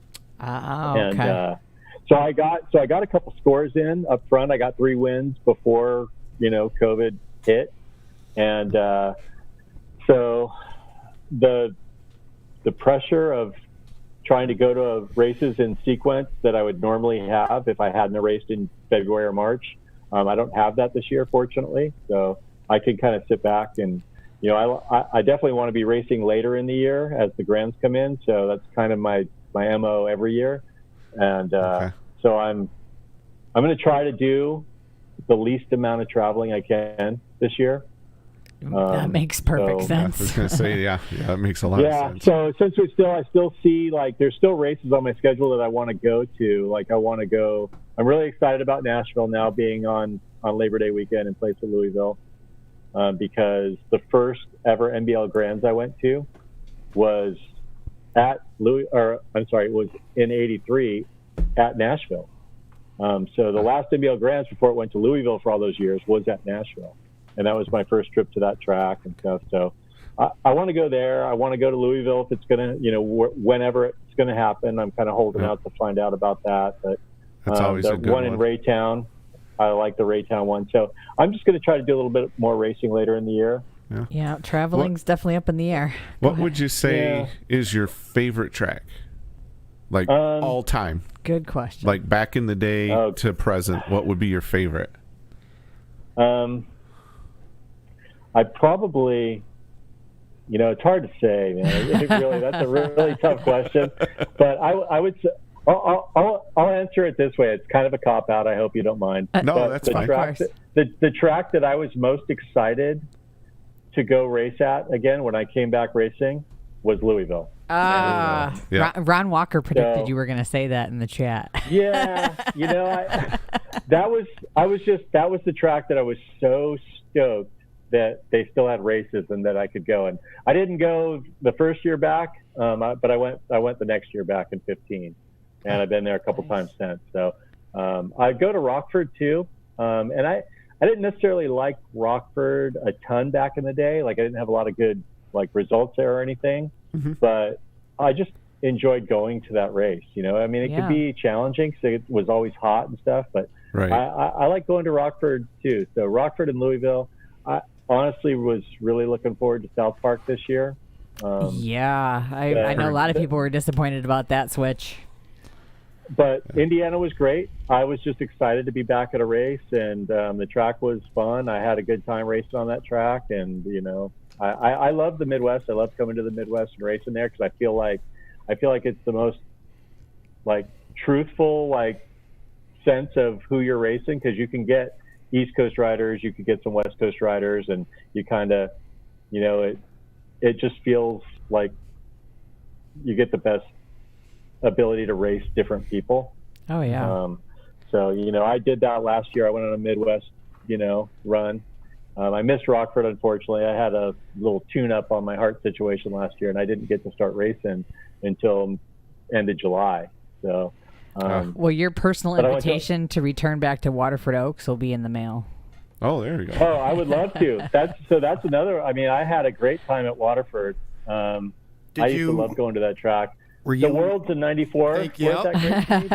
One of those over. Wait, this side. Yeah, this way. Right here. You got one of those? Well, you would have had this one. I'm sorry. Do you have one of them? I don't have you guys on video. I just have the ATB logo. I'm sorry. Justin's. Hold on. Justin's. I didn't do. He'll fix it. There we go. One of these.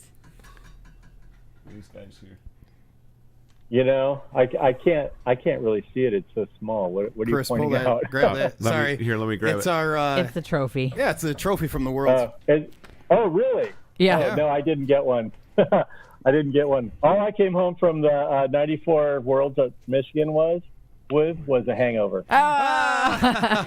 Well, then you had a great old time. There it is. Let me do this real quick here. Actually, from the good folks at the Oakland County. Here, go a little to your left. Oh, there we go. There you go. There you go. Yeah. Yeah. Okay. Nice. There it is. Okay. So, Oakland County Parks and Recs. I don't know what you'd call it. They're on loan. Yes. They're on loan from Oakland County Parks and Rec here in the studio.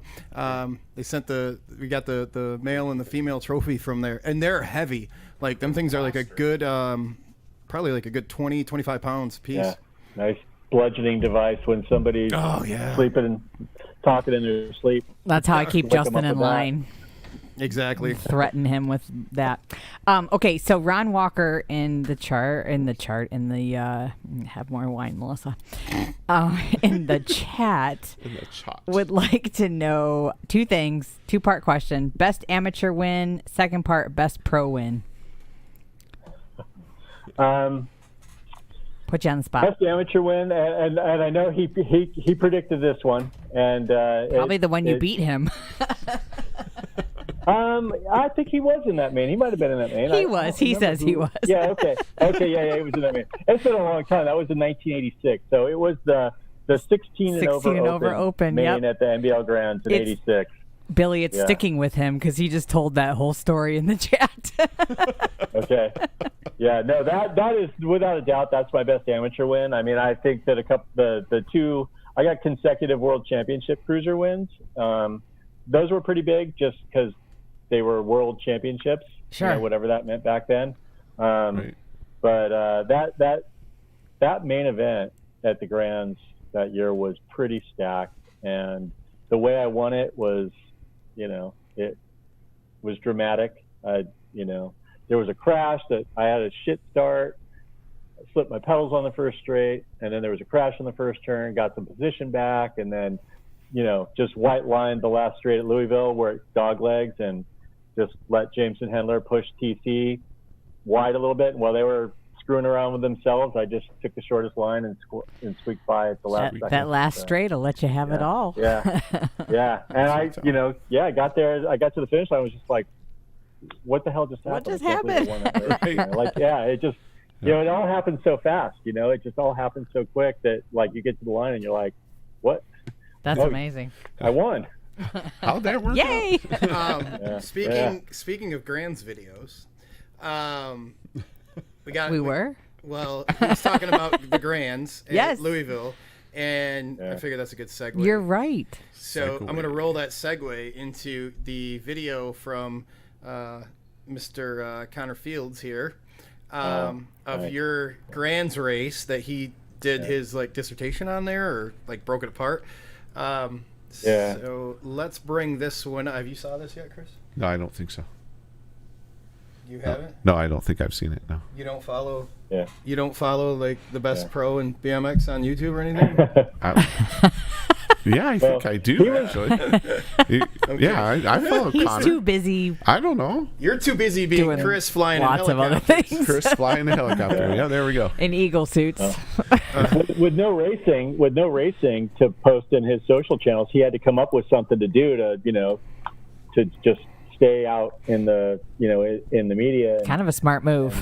Yeah. So he just started doing race breakdowns of a bunch of old races, and one of my I had the most I won't go too long on this, but I had the most interesting lists of texts and messages Sunday night after that Grands race, right next to each other in my right next to, I think it was an SMS, but right next to him was, I had Stu Thompson, and then the next one was Connor Fields. Wow. What? Talk about covering the years and the spectrum of A to Z, the best and the best, But anyway, that's so amazing. So Connor, he watched that race live, and so when he started doing this, I kind of put the bug in his yard. I'm like, hey, maybe a little love for the teammate. That was a fun race, and a lot of people, were asking me questions about it. I'd rather Connor answer them. Well, sure. Let's watch this here, and we'll go here. Oops, and we're gonna get this up. So.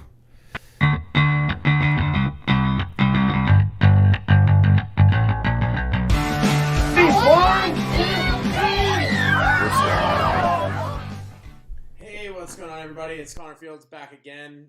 We're going to do another race recap. This one's going to be awesome. The race was insane, but I just want to start out by saying I hope everybody out there is doing all right and staying safe during these crazy times.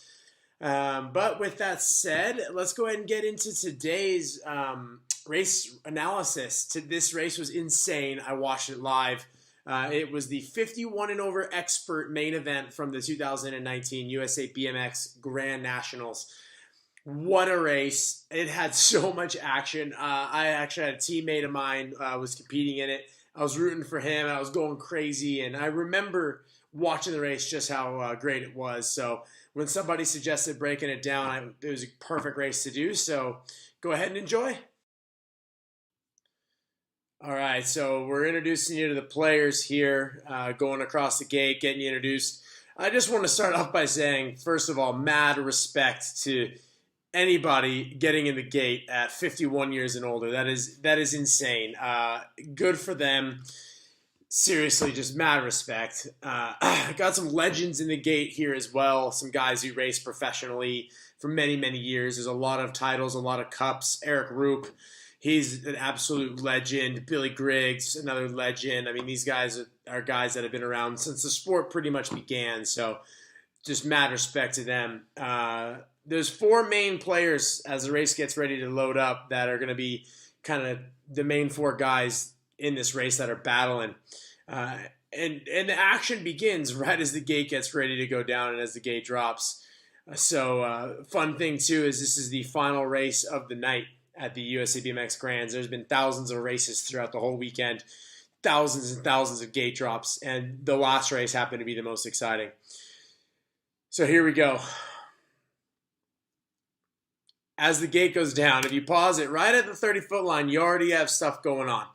You can see that out of lane number 1, Billy Griggs got a little bit sideways and a little bit out of control out of the gate, causing him to go onto the white line and nearly take himself off the track and go out of the race before the race even began. If you watch in lane number 2, the rider in lane number 2 bumps straight into the rider in lane number 3, and they're making contact over the 30-foot line, which is going to slow both of them down.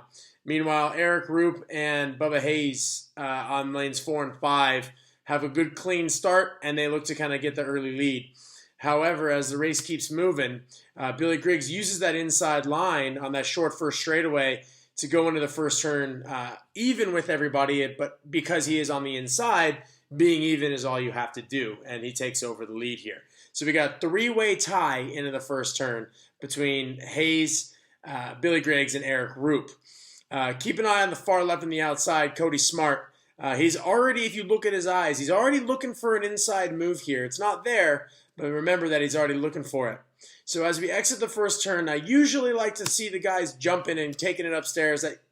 That's usually faster in a lot of occasions. But here, when Billy Griggs is taking it upstairs, it actually slows him down and he gets passed up on the inside by Bubba Hayes. So he's sitting in second place now. Eric Roop's coming in hot down the outside, but have a look at what's coming on the inside here with Cody Smart. He's riding smart down that inside line.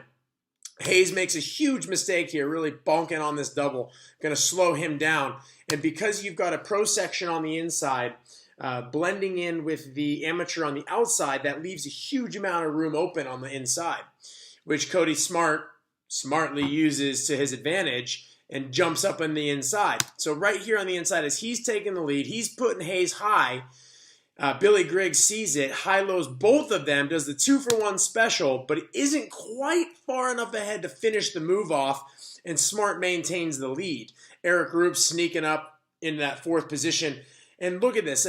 On the rhythm section, you've got 4 guys all in a battle, and as you enter the last turn, all 4 of them are within a bike length of each other. That is insane. 4 guys, 1 bike length apart as we enter this last turn.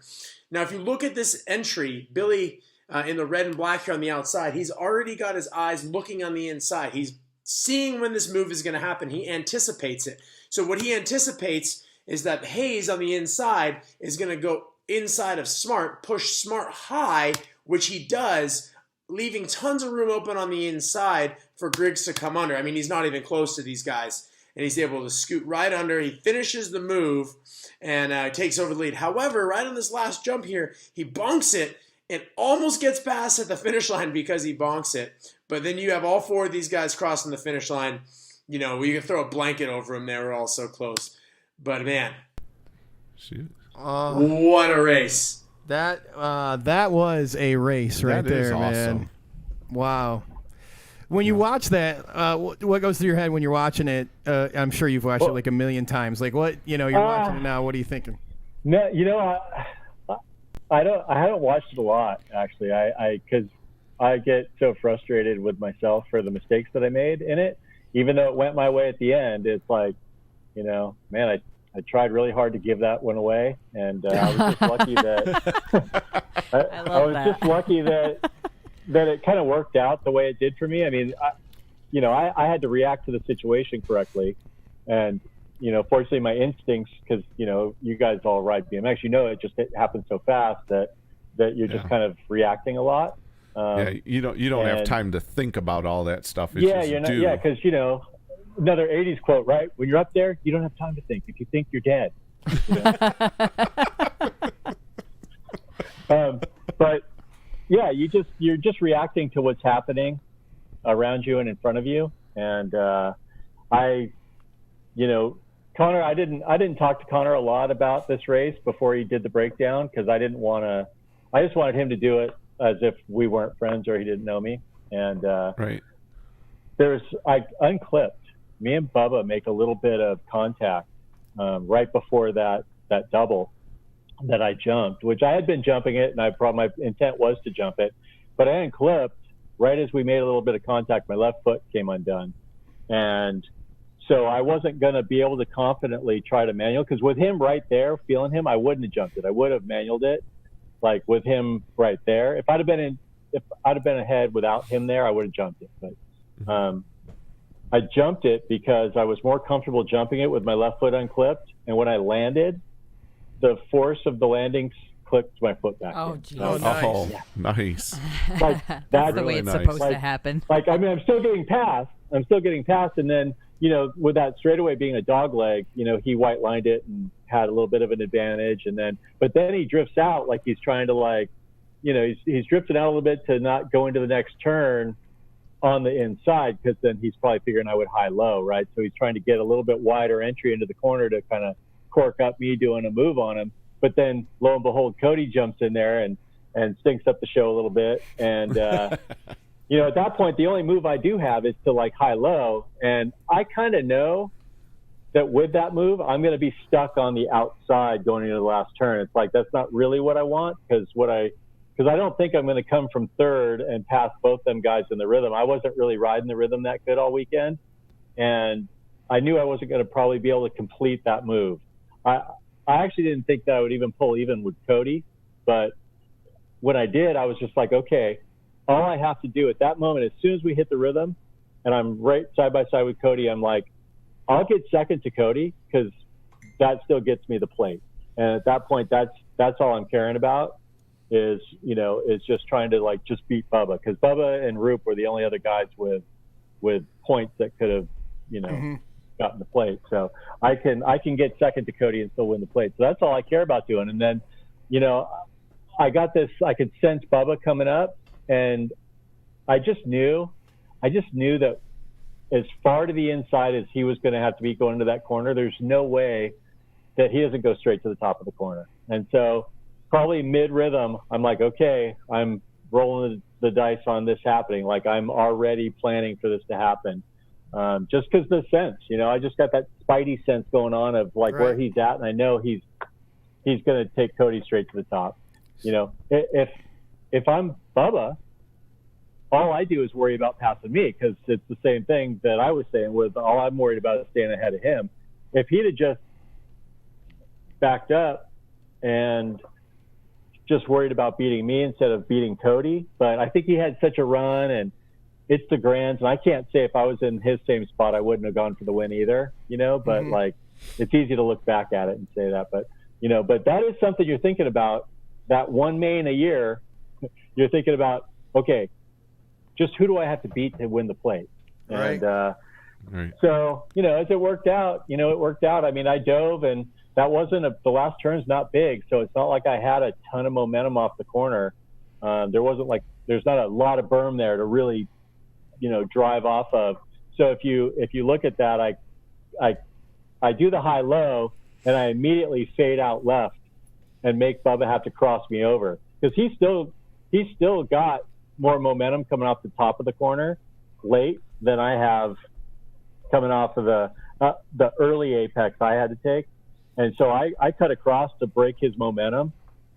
And, as it was, he still got drive off the corner and almost got me at the line. I mean, Connor calls me out for bonking the last jump a little bit, which I did, but I don't think that killed that much momentum. It was just, if I didn't fade out and cross him over, he probably gets by me at the line. So that's one of those like little tricks that maybe it's number 4 Dirty Rider trick. Way to tie that back in, Billy. That's good. But it's just, you want to defend your position the best you can, and you don't want to crash people. You don't want to like jack people up for it. But if you can take their line away when you pass them, take it. Fair. That makes sense to me. And this, folks, is exactly why we all race BMX. So that race was what, 30, 40 seconds long, right? Yeah. And all the all the things that you're talking through, the strategy, putting yourself in a position where you've got track ownership, blocking, your spidey sense, you don't get it until you do it. So we have a friend of ours here that just took over a track out in Port Huron, and he's like, I got to put up or shut up. So he decided to get himself a bike.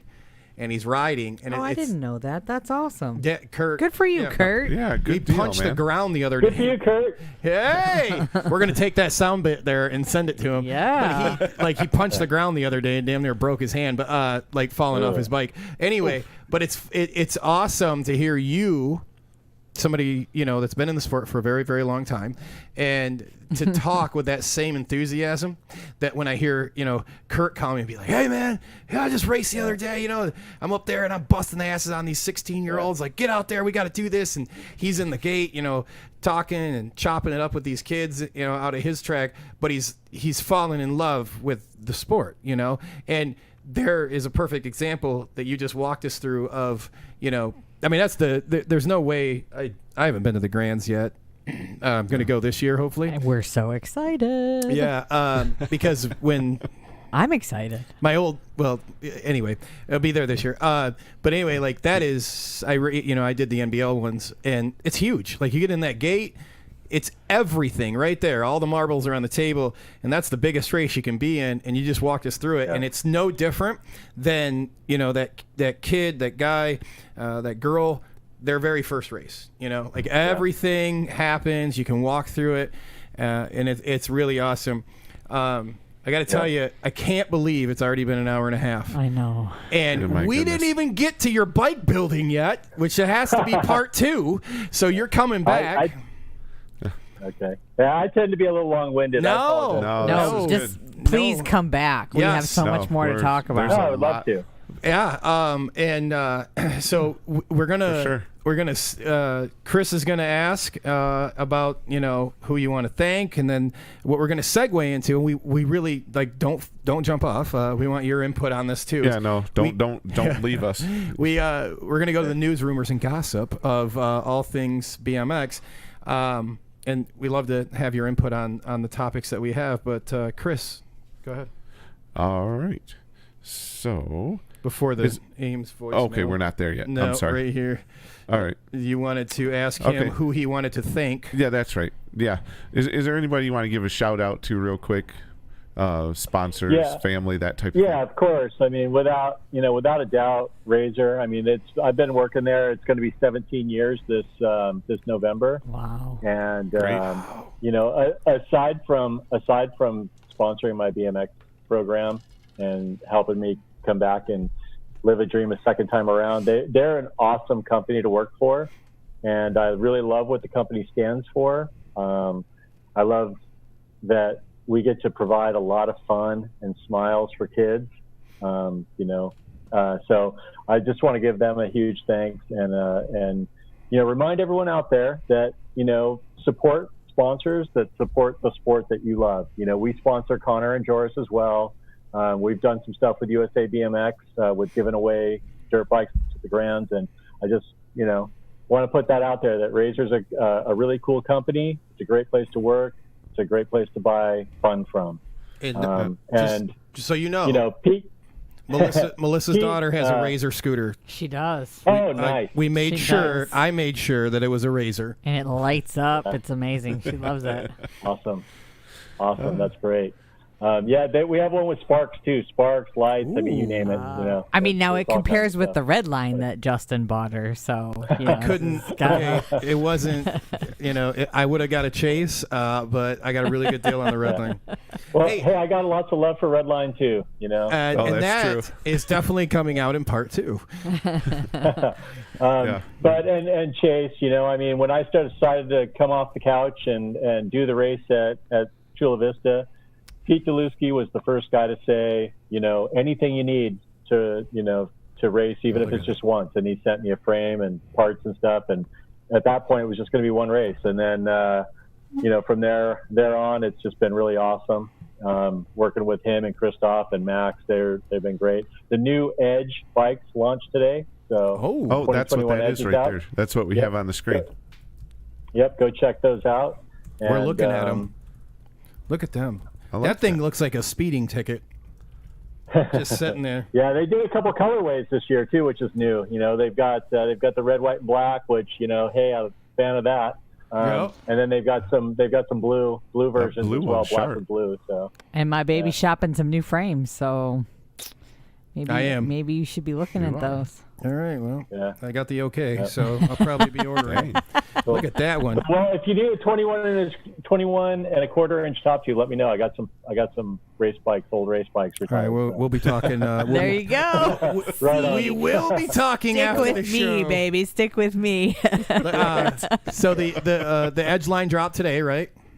Yep. And that's we're looking at. And we've got a new, and with Razor we've got this really cool deal with Jeremy McGrath. We do some Jeremy McGrath here it is. signature dirt bikes, and so we've got a new quad out. That, those miniatures are amazing. Look at this bad boy. I'll put it up there on the screen while you talk about it. Go ahead. Yeah, so it's been a really exciting partnership with Jeremy. His BMX roots go a long way back, and we did some stuff with him at GT back in the day. So this isn't the first time I've been able to work with him on a Jeremy McGrath branded consumer good. So we've been, I think we're 5 years into it now with him, and we've expanded the line to a smaller version of the dirt bike. We do the 350, and now we've got our dirt quad, which has been an evergreen item for us in the Jeremy McGrath branding. So really excited about that and our program with him. And he's a really good dude. You should check out his Instagram and some of his social media if you don't already. Awesome. Yeah. And here is Showtime. the dirt bike, so that everyone can see this guy. And that is, wait, Is that it? $329. Well, That's all that is. It so That's all makes that sense. costs? Yeah, they're toys. I mean, they're toys. That's the one thing that that's cheap. The desire has always been for me at Razor designing this stuff and working on it to make this stuff as realistic as possible, because I think about, I mentioned when I was a kid, I loved dirt bikes, but I couldn't go ride at the desert. And there wasn't something like this that I could ride around in the backyard or the front yard or whatever. Well, Chris, and we're kind of bridges that gap. Yeah, Those are cool. We're out of the equation, Chris. They look It's only they got look a lot. 140 pounds. No, max. I'm totally out of that. We're out of that. You and I can't ride those. Wait, Okay. if I got two of them and put them next to each other, maybe. Maybe. Yeah. Well, you need three. You got to have three to have you need three and some beers to have a really good time. Dang, I like where your head's at right now. But yeah, they look a lot faster than they are. So I mean, that's to a fail. But logistically speaking, it only makes sense to learn on something that's the correct size for you. Like you don't put a little kid on a big bike, so why would you put him on a big motorcycle? Yeah, we get all kinds of feedback on our electric bikes from, well, it's slow, and that sucks because it looks like it should be a lot faster. So that's kind of on the negative side. But on the positive side, we get, hey, we can't afford a real, gas motorcycle, or we don't ever really want to do something that's maybe perceived as dangerous. I had that when I was a kid, and all these things that kind of, sometimes this is a great starter bike and a great segue into a real gas dirt bike. Nice. Sometimes this is the end of the road. This is like this is the most dirt bike experience a kid's going to get, right?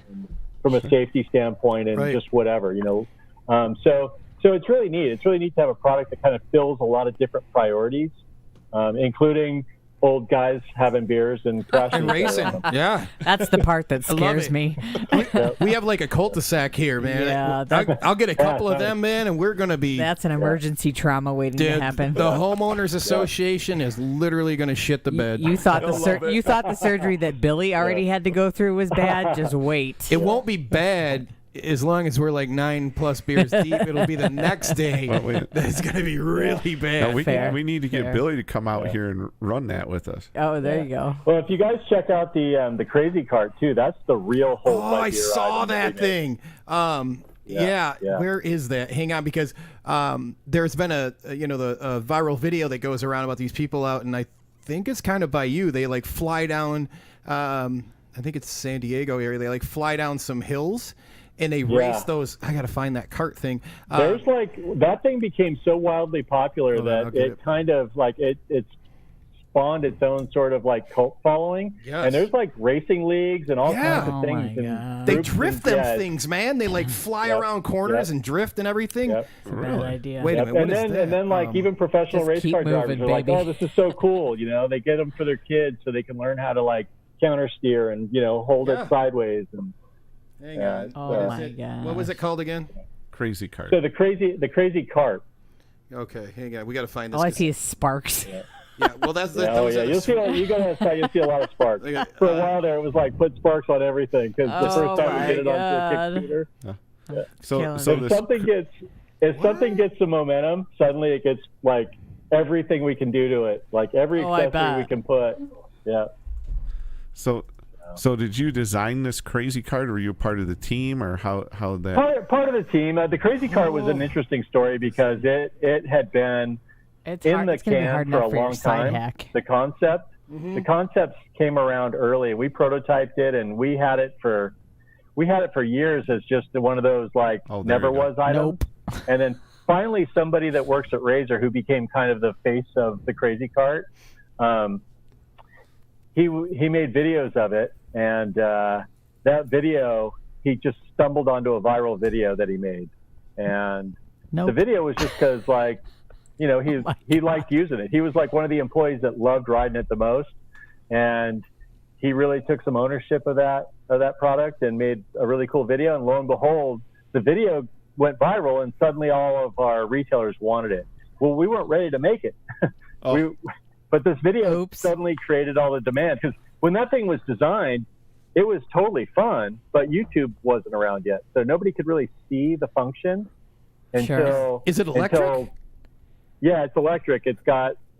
We've got 3 different sizes, and they're all electric. No. They're front-wheel drive. It's essentially a bumper car. No. It's essentially a bumper car, front-wheel drive, and then you got this forget drift the bar. motorcycles. They're getting those. You're getting one too. We can race them. No. Do you have one of these, Billy? Well, again, you got to have 3. You got to have 3. No. Why do you have 3? No. Well, because it takes 3 to make a real race. No. 2 can race. No. But Total that's point just, race. No. Total point. No. Total point. No. It takes 3 to really race. Nope. The 3 of us. Man, Nope. Total points, exactly. Nope. When you're out here, Nope. When you're out here for the Waterford National or the Grand Rapids National or Toledo, whichever one it is, in the area. Yeah, dude, you got to come up. Like, we got to race these. Nope. Yep. Melissa will stand in the garage And cry. drinking her Moet or whatever it is you drink. Just not approving of Boone's this. Farm. Yeah. I'm gonna have 911 ready to just hit Wait. send. Yeah. We totally could do Strawberry Hill, Boone's Farm. No. Relay. No, Justin, stop. Relay Crazy Cart XL I Racing. like it. Nope. Yeah, Nope. I like it. Not We already got happening. sponsors, We got to Melissa. get a sponsor. We got sponsors already, baby. Razor's going to sponsor that, I'm, right, Bill? I'm busy that I day. don't- I They gotta- don't have. They don't even have to. Like I gotta wash my hair. I'm busy. T-Bone can give us jerseys. It'll be the neighbors here. It's gonna be a shit show, and we can get Gatenine. literally. That's a shout out to Billy from Gatenine. Billy already wants him by next week when he's here. No. No. Like just think, like right here on this cart, Not having you it. can change this from Crazy Cart, and you could put your own logo on there.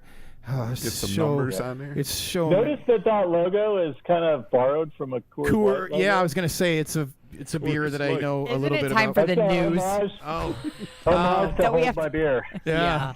Exactly. Hold my freaking beer. That Oh my I'm God. ripping that one off and putting PBR right on there. Kearnsey says he's in. Kearns is it? Kearns is in. So Yeah, Jason raced. You Jay Jay raced. Kearns. Yeah. you ever heard of the Alpine slides? Like, I don't know if this is a thing out on the West Downhill Coast. slides. Like, No, not really, but I'm familiar with okay, it. Yeah. so Oh, the guy that Crystal just commented, Kearns, Jay Kearns. this yeah. dude, he is like the assassin of Oh my- racing I don't these know how he things. does it. I don't know what he does, He how he picks does the it. right cart. That's what it is. He knows is. how to pick the right He cart. would be just epic on these the crazy cart from Razor. Well, he's fast on that cyclocross too. Yes, he is. Yeah. I forgot. You Don't do. you forget it. Yes, he is. He didn't he? I think he took Third. second to you, right, or third, or second or third. I forget which one. I think. Yeah, I'm not sure where he finished. I You thought were- you won. Nuccio got a win, and I feel Nuccio like- got a win in 2 seconds, I think. Okay. I feel like Kearnsy might have been third, but he'll fix He it. was there. He'll tell let us. He'll know. tell. Remind There's a us, wild Jay. girl in there Chat. mixing it up. Yeah, he's there, and I'll tell you, he's put a lot of work in. Shout out to you. Oh my And gosh, yeah. Here we're gonna move into our news segment, and All right. are you ready, buddy? Sure. We're All going right, news, here. or are we going to? What commercials? There are no more commercials. We don't have any more commercials, but we do have to do the Jeremy Ames voicemail segment from this angry individual right here. So Angry individual with a baby on the he's way. got a baby girl on the way. Baby girl on the way. Little Juliet. Little Oh, Julia. we got a name. So- Hopefully, she doesn't come out of the womb making that face. She. Let's just hope she looks like his woman, Hayana, much more than she does. Jeremy. Yes, exactly. Definitely. So if you're new Love to you, the, Jeremy. If you're new to the show, Jeremy Ames voicemail segment is a weekly segment where this guy, his thing's been, if he gets your number, Billy, just forewarning you, somehow he finds it, you will get very, very random voicemails and Weird. ones. Strange. Off the wall. So what we decided to do is, hey man, why don't we make a little segment about what you do? And each week he comes up with a new voicemail, which we're very appreciative of what he does. And this is this week's Jeremy Ames voicemail. We don't know what it's going to be. We never. Hang on, let me start this here. Are we muted? No, All right. So, yeah, we never preview No. these, so we don't know exactly Nope. what it's going to be, other than maybe listening to the first, 5 seconds or so of it just to make sure that it's queued up correctly. And with that said, Oh. we got to. I gotta split the screen real fast because Oh, okay. this is not for us to hear. So we got to switch that. So this is this week's Jeremy Ames voicemail.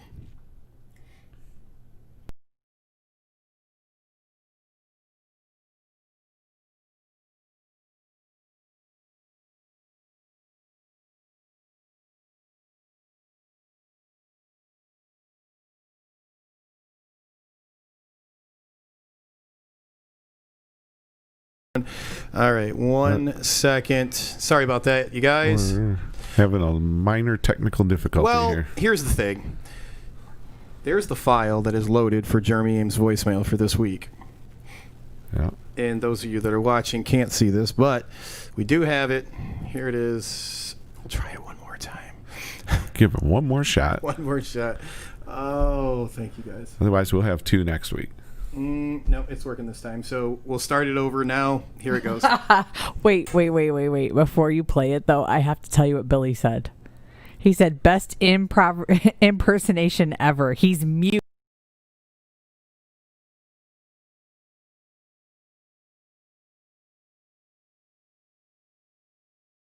All right. Here he is. So muted is probably the best way Jeremy would do an impression of anybody. So here we go with the audio, hopefully. Oh, it's not loading. No. I don't know if the format that he sent it in this week was wrong, and we don't preface it because we always promise that it's not listened to. So we do apologize. We'll post it to the social media. We're going to move to the news. All right. News time. That would suck. Yeah. Bummer. It happens. It does. Oh, Live show and all. it does. And go. here we are with the news. All right. Welcome to the news, rumors, and gossip section of the show, sponsored by our friends over at Nate's Painting. If you have any news, rumors, or gossip you want to share with the show, got an event going on at your track, please email us at allthingsbmxshow@gmail.com. we'll try and get your information up on the show the following week.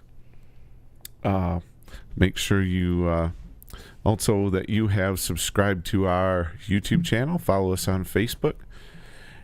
And we are also on Periscope and Twitch. All righty. All right. So first thing is next week's show. We will have on...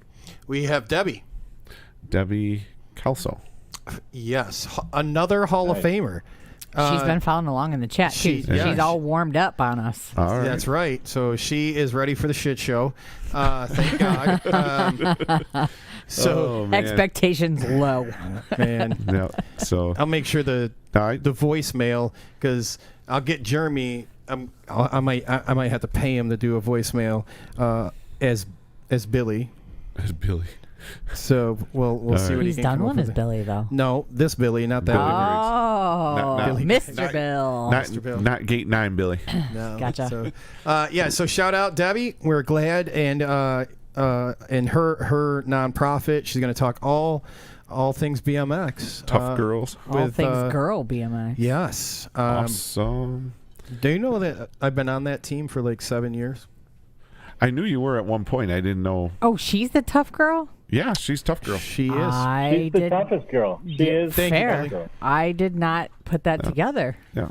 Little unknown fact. I was not officially her campaign manager for the Hall of Fame. Oops, we spelled her last name wrong. I did? We're sorry, Debbie. Debbie. Kalsow. It was fat fingered. Sorry. We were in a hurry. Yeah. But yeah, she's going to be on next week. And We'll fix it. Yeah. You guys are tight. You guys are friends, right, Billy? Absolutely. Yeah, we go way back. You guys on CW CW days. Yeah. I feel like she referred to you as the brother from another mother. She did. Probably so. I mean, we had that at CW. You know, all of us, and her being the only girl on the team. I mean, she did get like a lot of brothers. Yeah. And when you got Teresa Fair. Finn and Mike Miranda as older brothers, that's good. Oh boy. She's actually technically older than me, so I would have been like a little brother. But. Oh, well, we're not going to rub that in. Women don't like that. Right. Yeah. Okay. So Debbie's going to be on next week. She's going to be our guest. Yeah, it's exciting. Awesome. So Now our next little get bit ready of for news. that. Next thing we have coming up is Keep in mind the script is not in order. It is not. So the next little bit of news is our gate raffle that we're doing. Okay. So Yellow Cat gate system along with ATV. Yeah, Thomas. Yeah. Amen. All right. So check this out, Billy. yeah. So he donated the starting mechanism for this gate, which, by the way, is awesome. So whoever wins it, you got to know I've done a few gates on it. This thing is Lights, very well done. sound. It's rad. Like and I think the coolest part is they put that external ability for a speaker, so you can hook up like whatever size speaker you want. Okay, so super cool, awesome. Michigan Wild, they are the BMX team that is behind the raffle with this. So they're a Michigan-based team that races. They're helping out with it. They built the actual gate, and you guys can see where you can get on this. That's my PayPal. Melissa, what did we have?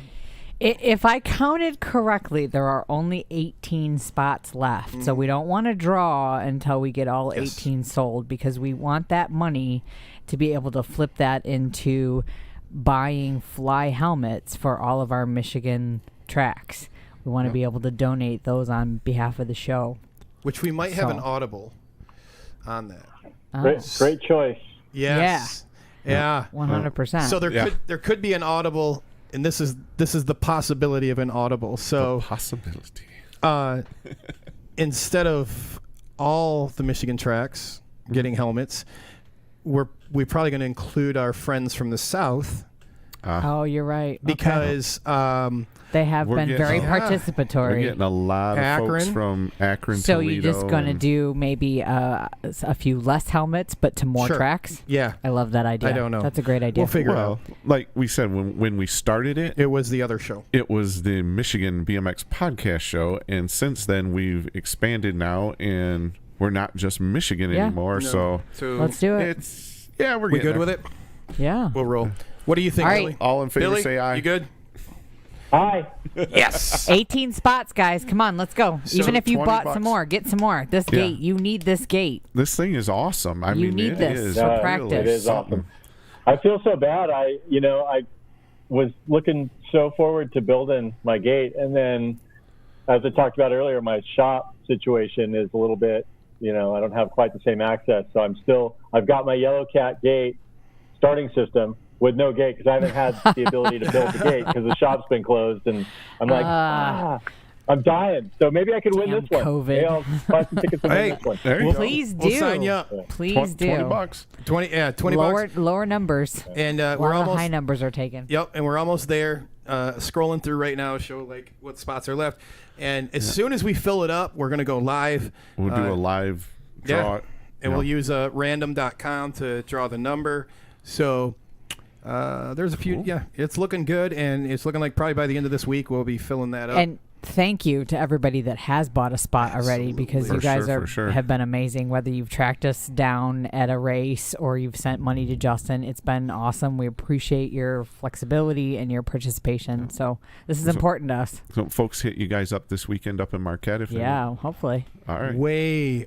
Hey, you ever do the camp up there, up Billy, in Marquette? No, I didn't. I remember that, and I remember some of the pros that would get picked to go up there, and nobody ever hit me up. Nobody from Woodward or Marquette ever asked me to come teach there.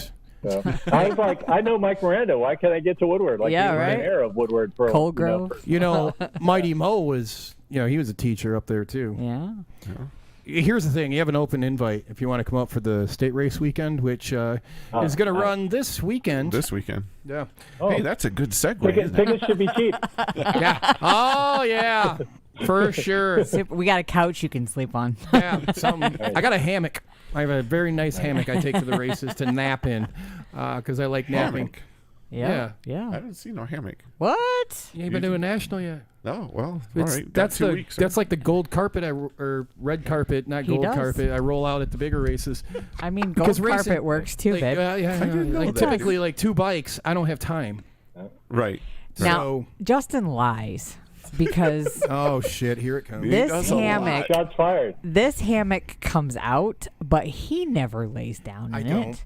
He not Oh, for he's 1 going second 100 ever. miles an hour. Exactly. He's too hyped up after Yeah. race number 1 That's to all get that- ready for race number Right. 2. Or he's he's not helping out. sleeping. He's helping out another It's all racer about being with a prepared, bike. though. Or Yeah, I you mean, got if you to. want it and you don't have it, then you're, Yeah, then that's that why it's sucks. always in the trailer. He does what he does. I'm just saying, you do not sleep. There's no sleep for you. Technically, I sleep a lot when she drives. That's why I That's choose why to she's drive, always honey. driving. Yeah, that's why she drives. I I was nap. going to ask that one time, and I just That had left it is alone. a But conscious choice I try to help him out with. Yeah. So this weekend in Marquette, we have Thursday. Like this party. It always works out better for me. It does. This party's getting kicked off early, but we'll be up there Thursday for their Race for Life, and their Earn Double Point on Friday. Saturday is their state double point race, and then Sunday they're going to have another single point race. So make sure you guys, if you haven't already, get up, come join us. It's a beautiful place. I know. I'm looking forward to it. I've never been. it's a great excuse to Up go there. to the Upper Peninsula, man. Have you been to the Upper Peninsula, Billy? The UP. Oopie. EP. No. Oh, he's been there. I can't say that I have. I might have been when I was a kid. I don't really remember. We're gonna leave Troll Broken helmets Land and for a all. little while. Yeah. It's It's been a while. If I ever have been up there, it's been a while. Yeah. That's for sure. Oh, it's beautiful. Justin's driving over the bridge because I refuse. Yeah, we got a trailer too, so it's gonna be. We will sweet. stop.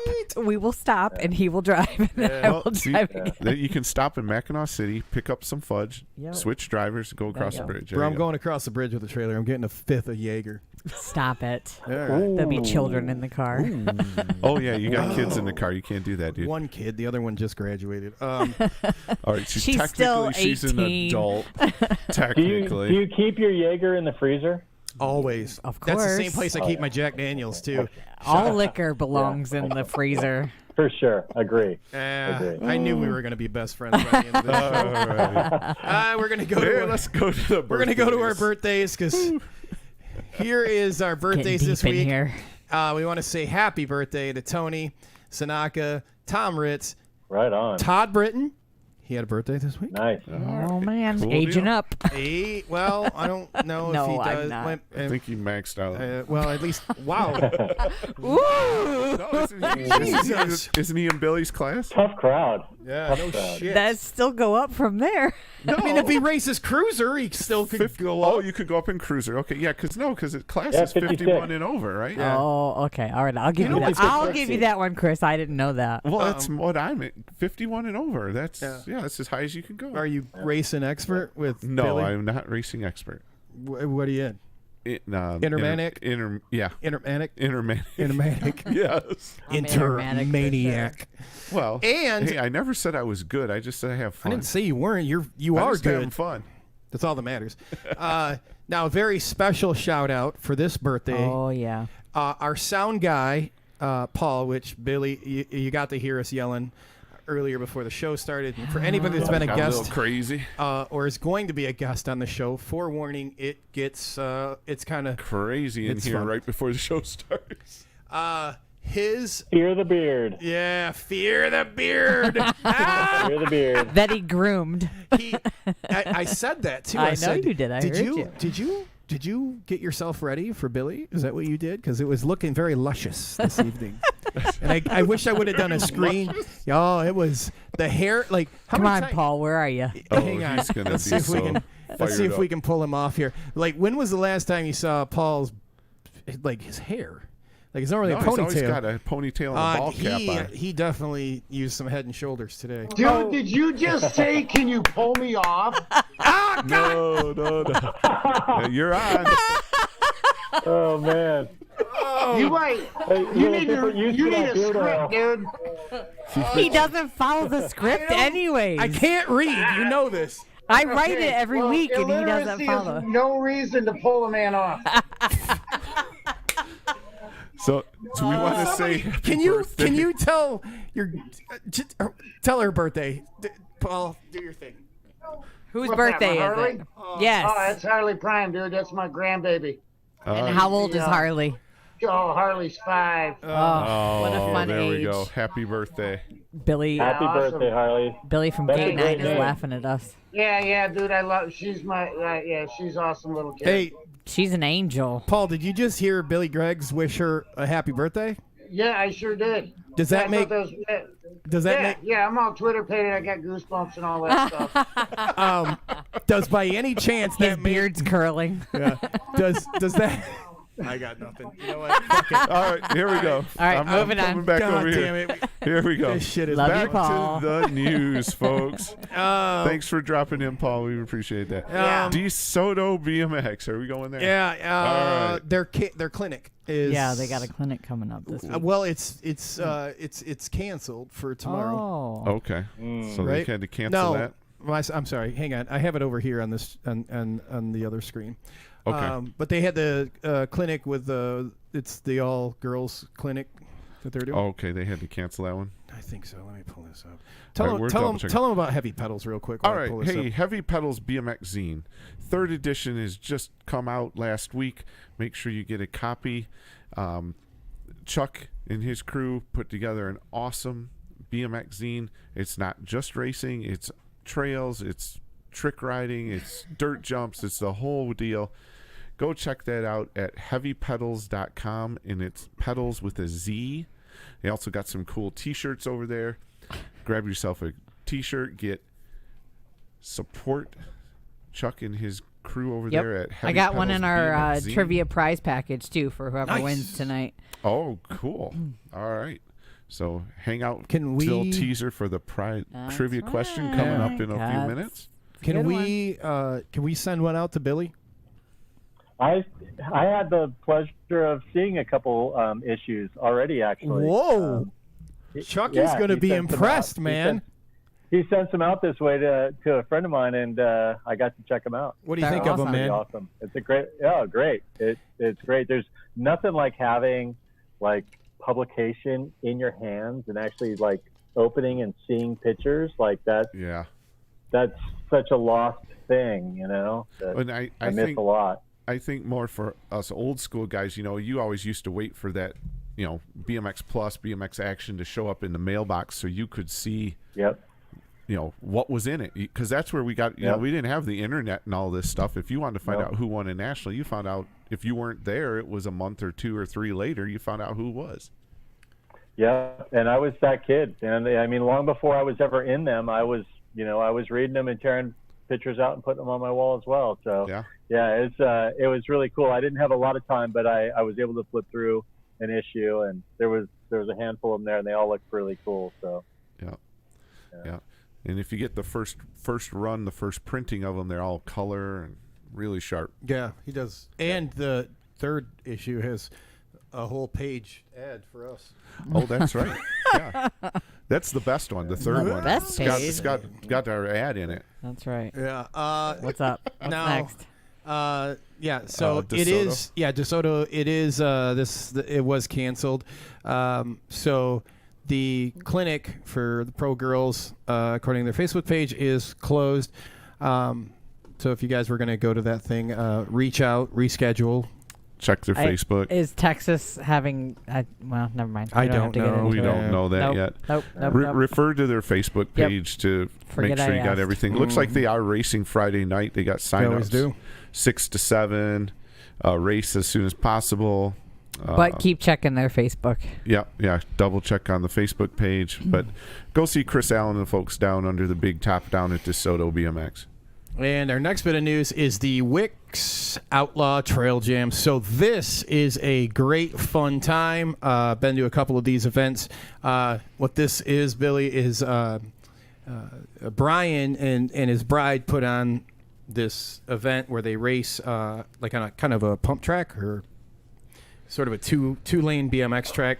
Yeah, cool. It really is. It's a great time. Don't they go opposite of each other? That's the other one. Oh, sorry. No, that's all right. So all your information here, check this out. Make sure you guys are there. Our sponsor, the other Billy from Gatenine, he's a big sponsor on this one. It's just a good time, a lot of fun. Make sure you guys can get down there. This is just outside of Akron, Ohio. They got tons of divisions, 12 and under, 13, 17, 18, 29, 30 to 39, 40 to 49, 50 and over. And then if you're a pro like Billy, you could be in there. And then for the women class, where Melissa's going to race, there's 15 and over, 14 and under, and hilarious. women pro. Sweet. But the winner of each pro division is going to go home with $200, which, look, this isn't a bad thing right now, given...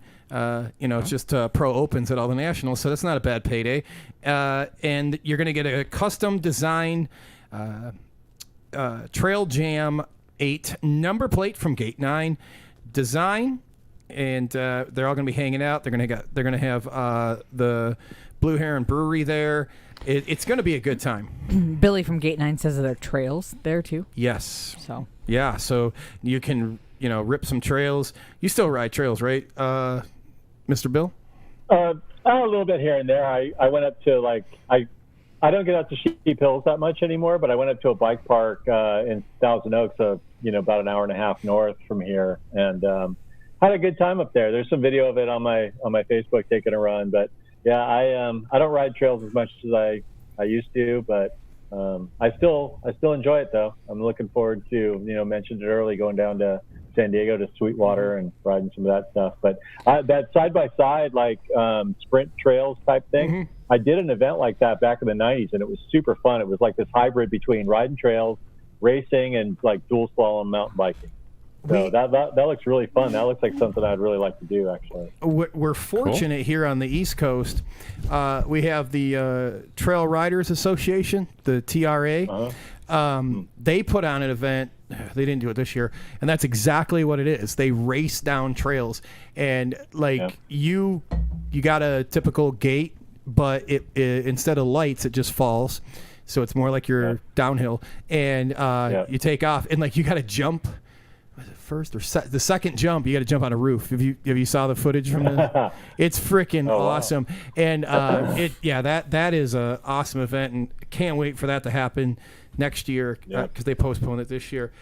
That sounds like a Dakota Norton deal. Dude, you know who killed at it? It was Brandon Dosh. Oh, I bet. And then the kid that raced this past weekend from Colt, the pro. I'm forgetting his name, Billy. Races for Colt, pro rider for Colt, rides in flats. He's super fast, super good dude. Anyway, it slips my mind. Sorry.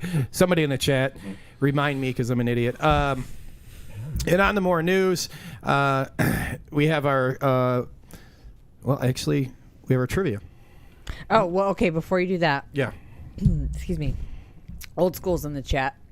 Old School. He is? Yeah. Sloan? Old School Sloan? What's up, Scott? Old School is? Old Mr. Scott Sloan. So he says he is driving to Atlanta while he's watching the show. Thank you, Old School. Thank you, and sir. there is a 1,000-point weekend going on this weekend in Texas at Cowtown BMX. Cowtown, I'll pull it up right now. All right. He says Thursday night's double points, Friday night's double points, Saturday's Gold Cup qualifier, and Sunday is state qualifier race. So he just wanted me to mention that. Right, and that's at Cowtown BMX down in Texas. In Fort Worth. There it is. Fort Worth, Texas. Hey, I know this. I know this template right here. There it is. Straight up poster on my wall. There you go, Old School. We got you covered. Got you. All right. 8. And Billy, you want to tell everybody what Old School and his lineage is to racing? Oh, well, he does a great job staging, and he does a great job racing as well. Yeah. And he did a really great job. He did a really great job of forwarding a warning to me in staging about the 30-foot rule at my first trip to Raytown in 16. You know, that 30-foot rule, man, that's still something I struggle with because, you know, instinctively, muscle memory, lane 8, snap and cut over. You can't help it. I've heard he can be a bit of a stickler in the gate, though. He can. That's the best thing. He's a stager from He's the man. way back. Oh, yeah. Oh, so he's heading over to... If it was NBL and, you had to have a mouth guard with your open face helmet, he'd probably have you making sure it was snap 3 motos before you got on the gate. Yeah. That's good. Tuck your jersey in, follow all the rules. Oh, yeah. Right. He does a great job, though. He was, I met him down at South Carolina at that national, and I'm like, man, this guy, he keeps things moving. So awesome. And he races. That was cool because he'd do his thing and then he'd jump in and race. So it sounds like he's headed over to the Dixieland Nationals down at Cobb County, Powder Springs, Georgia, this coming weekend. That's a great segue, Chris. Yeah, I try. Oh, man. And then the following weekend, we have the Buckeye Nationals right here in Toledo, Ohio, just down the road from us here in Fingers crossed. the Mitten State. Yep. So and we'll all be heading down there for the Buckeye Nationals. I'm looking at South Dakota. That was on my list in January. I was like, my list in January from after the Worlds was going to be South Park and then South Dakota. So I've never been to South Dakota, let alone race there. So I'm a little interested in that. Yeah, funny thing about that race is like that seems to always bring out like our age brings out a ton of cruisers. Oh, really? Yeah, like I sit and look at the, who races, the entries and things like that. And I'm always very surprised. I'm like, wow, I think it was like 2 years ago or something. I'm 41, 45 or whatever that class is. And I was like, holy crap. Now you're talking about how old you are. I'm like, you're none of those. Well, I still don't know. But anyway, it's somewhere in there. I know my birthdays are when I got to move up a class. 43. That's it. Thanks for reminding. I've also heard there's some more pop-up races maybe being announced for August too. So depending on what those look like, I'm hoping that happens. I'm hoping that happens in the next week or so before I actually have to get the ticket for South Dakota because it's something that might change whether I want to go to South Dakota. That's an interesting thing with this year and trying to race is like you don't really know where the races are going to be. There's pop-ups, there's reschedules, and you're like, well, this one we're looking at right now, the East Coast National, they had to reschedule that one from Nova BMX in Woodbury, Virginia to Chesapeake. Right. Okay. Right. Yeah, and that's the following weekend after South Dakota. And I wouldn't mind going to Chesapeake because I went there in 2017 and I liked it. I've been to Nova and I like Nova too. Yeah, so, it's an awesome track. But yeah, it's interesting trying to plan. I can't imagine like on the level of if you had a team or you sponsored like a pro. Yeah. Like how this is all the logistics and trying to make it all work out. Oh man, like Yeah, or how about if your pro is the defending Olympic champion and doesn't get to do the Olympics this year? Right. That's such heartbreaking. You know, yeah, it's so rough. That's so rough. Plus, they're all training and planning and have their whole regimen all planned out to peak at that time, and now it's all out the window and start over. When do you plan to peak? Oh, I don't. He's saving it. I'm saving. That's 60 maybe. 60, yeah. I'm on that plan. Hey, Hollywood also wanted me to mention that it will be Margie Hatfield's 40-year anniversary of BMX. Wow! Well, congratulations, Margie. Congratulations, Margie. She's that is amazing. She's a Powder Springs, Cobb County BMX lady. Thanks for reminding us, Hollywood. That's pretty And amazing. it's been great to see Shan back out riding again too. Yes, very, very much so. Yeah. All right. Is it time for my trivia? It is. It sure is. Let me. Here we go. Here is. Now, Billy, you cannot answer this question. Billy. Billy Gatenine. You're not. You can't win either. Yeah. So it's trivia time with Melissa. Melissa's trivia questions. That's right. All right. As Chris said, it is time for trivia with Melissa. Let me clear my chat here. I do. So I got a Heavy Pedals zine going in there, some T-Bone swag, a hat, and a shirt here. I'll let Chris show that off. And then there's a sticker pack there to go along with that. I think one just flew off the... the wine bar. The wine bar is making things fly. All right, guys. Fairly early in our conversation, Mr. Bill was telling us about his very first sponsor. And so I would like to know who that was. Who was his very first sponsor? And we'll be shipping you off this swag pack here. Thank you. Is that got the T-Bone shirt, Heavy Pedals, magazine, stickers, hat. Yeah, it's a nice embroidered hat. I mean, I realize it's not quite the season, but you know. Nah, you're gonna need a beanie. Beanie. Yep. Yeah. Hoodie. Looking in the chat, Chandler, we'll make an announcement here. I already know. What? What did Tracer say? I have no idea who. He said. Oh, wait, that's the name though, right?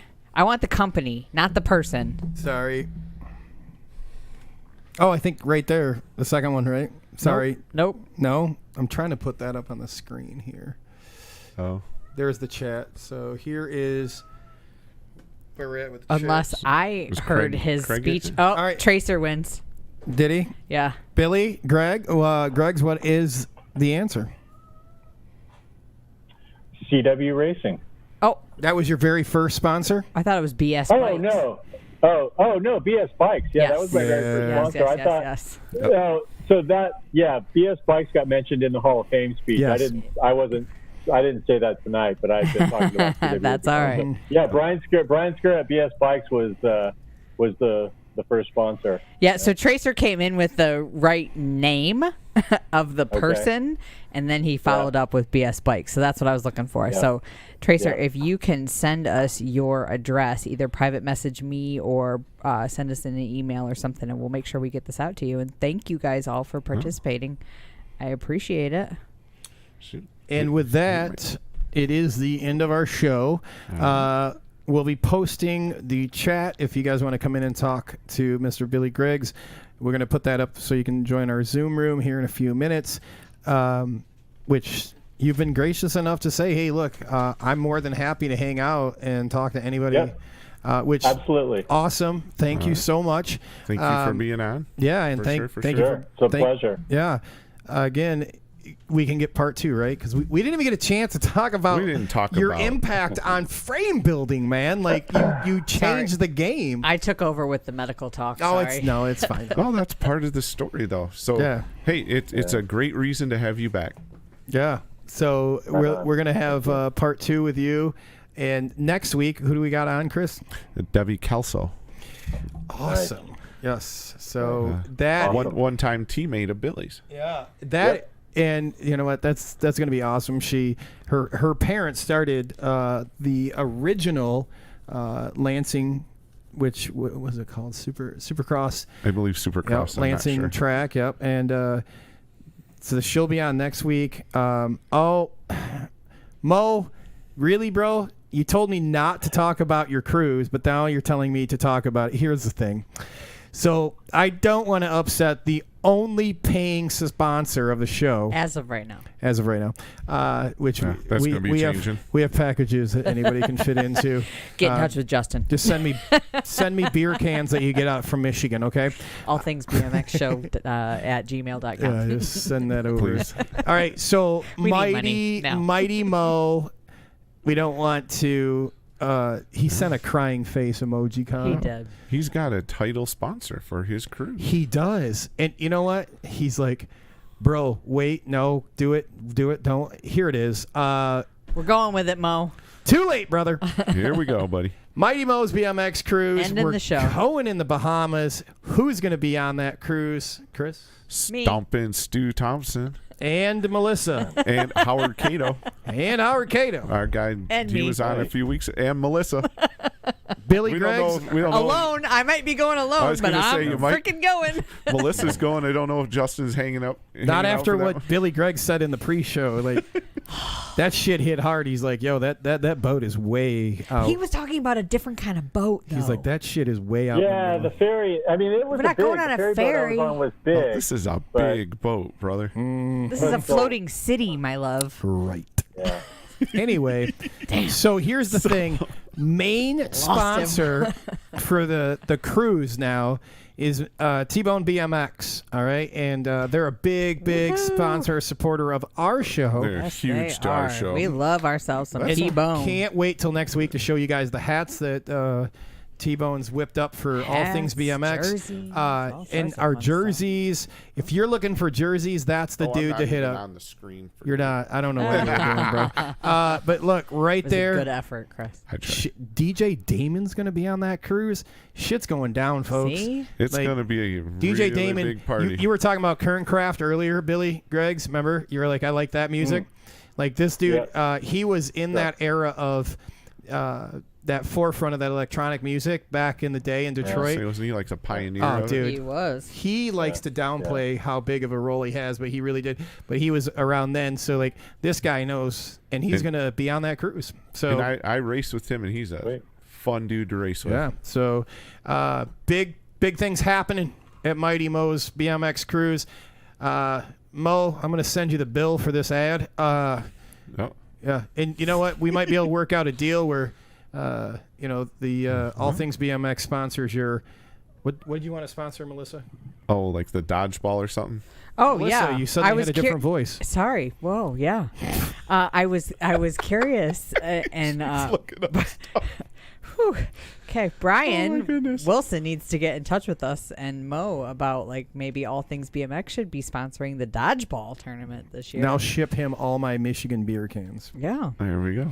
We All right. All right. You ready? Mr. Greg, Mr. Bill. Mr.